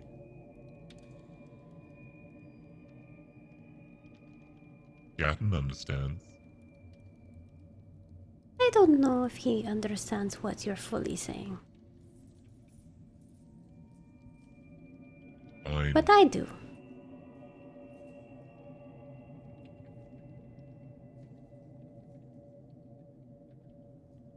Somehow I get the sense you took a different meaning from my words. No, I understand what you want. To some degree, I understand the meaning behind it. But the part I don't understand is that you just want to become one of them. And then you will have your own tyranny that you will bring down upon the people, like you are right now. Are you not reflecting exactly what you said you wanted to not be? Sometimes you have to break a few eggs to make an omelette. And perhaps One that is what the small gods town. were doing to begin with. Maybe we are all just eggs. But to be fair, there are some good eggs and some bad eggs. Oh, now I want like eggs. you. I very much like you. If I capture you alive, I look forward to spending the rest of eternity with you at my side. As long as you don't make me one of those. And she points at the undead creatures, and then she turns around and personality. walks away. And then, like a few She's steps watching you walk away. What? She watches you walk away. She watches me walk away. Yeah, okay. And then Arena like turns around like a couple steps later and says, I guess we will find out, won't we? I guess we will. It's been a pleasure, Arena. and she smiles and then turns around and the smile goes away. And she just looks like deer in the headlights walking towards her friends. And by the way, shame about your family. She turns and walks away. That's just D. That wasn't the person. No, that was the person. No, it was just you. Oh, okay. And there comes the one javelin. Arena is not sure if that person is telling the truth or not, but does not turn around to find You can out do an insight roll if you want. with my like just Oh, her Lordy. voice. With a disadvantage if it's just the voice. Yeah, because she's not going to turn around. Okay, Totally. disadvantage. If the dice say it's so, no. Critical fail, which is exactly what I would want in this Oh, no. situation. She doesn't believe You that are... she's telling the truth. She's just trying to get to me. There's like 3 factors involved. One is you like must just concentrate on like looking like a badass and not giving anything away. 2, I'm just not sure right now because there's so many emotions going through me because I'm being a badass at the moment and I can't think about anything else. And 3, if that's true, it's gonna break me and I cannot deal with that. So Yeah. like you just focus on being a badass and you look like a complete and utter badass as you walk away. Yeah. Slowly through the snow, but you know, you walk away. It's like instead of playing behind me, it's just like trudging through snow, getting my foot stuck, moving. Like, well, she's striding rather than shuffling, so I guess that went brilliantly. Again, diplomacy has won the day. I'm sure she didn't learn anything overly disturbing. Oh god. And on that note, way to call it. So next week we'll actually have the battle. dear. Thank you for playing. Well, I'm gonna say in the Nowhere after. key. I'm gonna say in the after show the the very next thing to do before we throw hands with these people. Oh my god. Okay, so let's go through everyone. Let's not go Right. through everyone. Oh, we'll go through everyone just like I went through your family, don't worry. Let's start Don't off with even. Maggie. Who are you? If What they are you? were And where we looking for find the you? key. You can find me at Margaret Crone in all of the places, because that's my name. That's really helpful. Thank you. Yeah, no problem. And I do things on the internet. This week I have actually a lot of stuff going on. I'm on like a couple different panel things. I have a panel tomorrow for Game Design Week. We're actually talking about game design stuff. It'll be at I think it starts at 6 p.m. PDT. It will be on the IGDA San Diego chat if you're interested in it. And I do a lot of other stuff. Come here Sunday. We're also fighting in a battle in another war against Tyranids on Sunday. If you want to come check that out right here at twitch.tv/report, 10 a.m. PDT. And I, for my day job, make video games. So if you're interested in checking out the game that I'm currently working on, it is called Ashes of Creation. You can find it at Ashes of Creation everywhere. That's it for me. Much like the ashes of your family. Okay, Grant, what about you? Hey, Arena, everyone. I'm just gonna believe- legit cry when I'm RPing Arena when she finds out her family's dead, if her family really is dead. Sure. Aw. Let's be honest, they're undead now. Sorry, Grant. No worries. So I have no voice this week, and I appreciate everyone helping carry me through the episode. But my name's Grant Ellis. You can find me on Twitter at WisePapaGrant. I'm the Twitch producer for the WebDM Show Twitch channel. You can check out some of my other media stuff on the website powerwordkiss.com. I'll be featured playing in a game called Pass the Sugar Please at Pixel Pop Game Festival online this weekend on Sunday, so check them out on their website. Just Google it, because I don't have it offhand. Okay, what about everyone's favorite nature-based robot? What about you, Dave? See, your murder boy is murdery when he needs to be murdery and talking when he needs to be talky, and then, it's fine. B.D. Walters, I say words about things. My documentary, Dear America from a Black Guy, frickin' funded. We beat the funding goal. Congratulations. So that's a thing. I say words about things. I'm everywhere doing stuff. Apparently, I'm about to choke on Goober at B.D. Walters.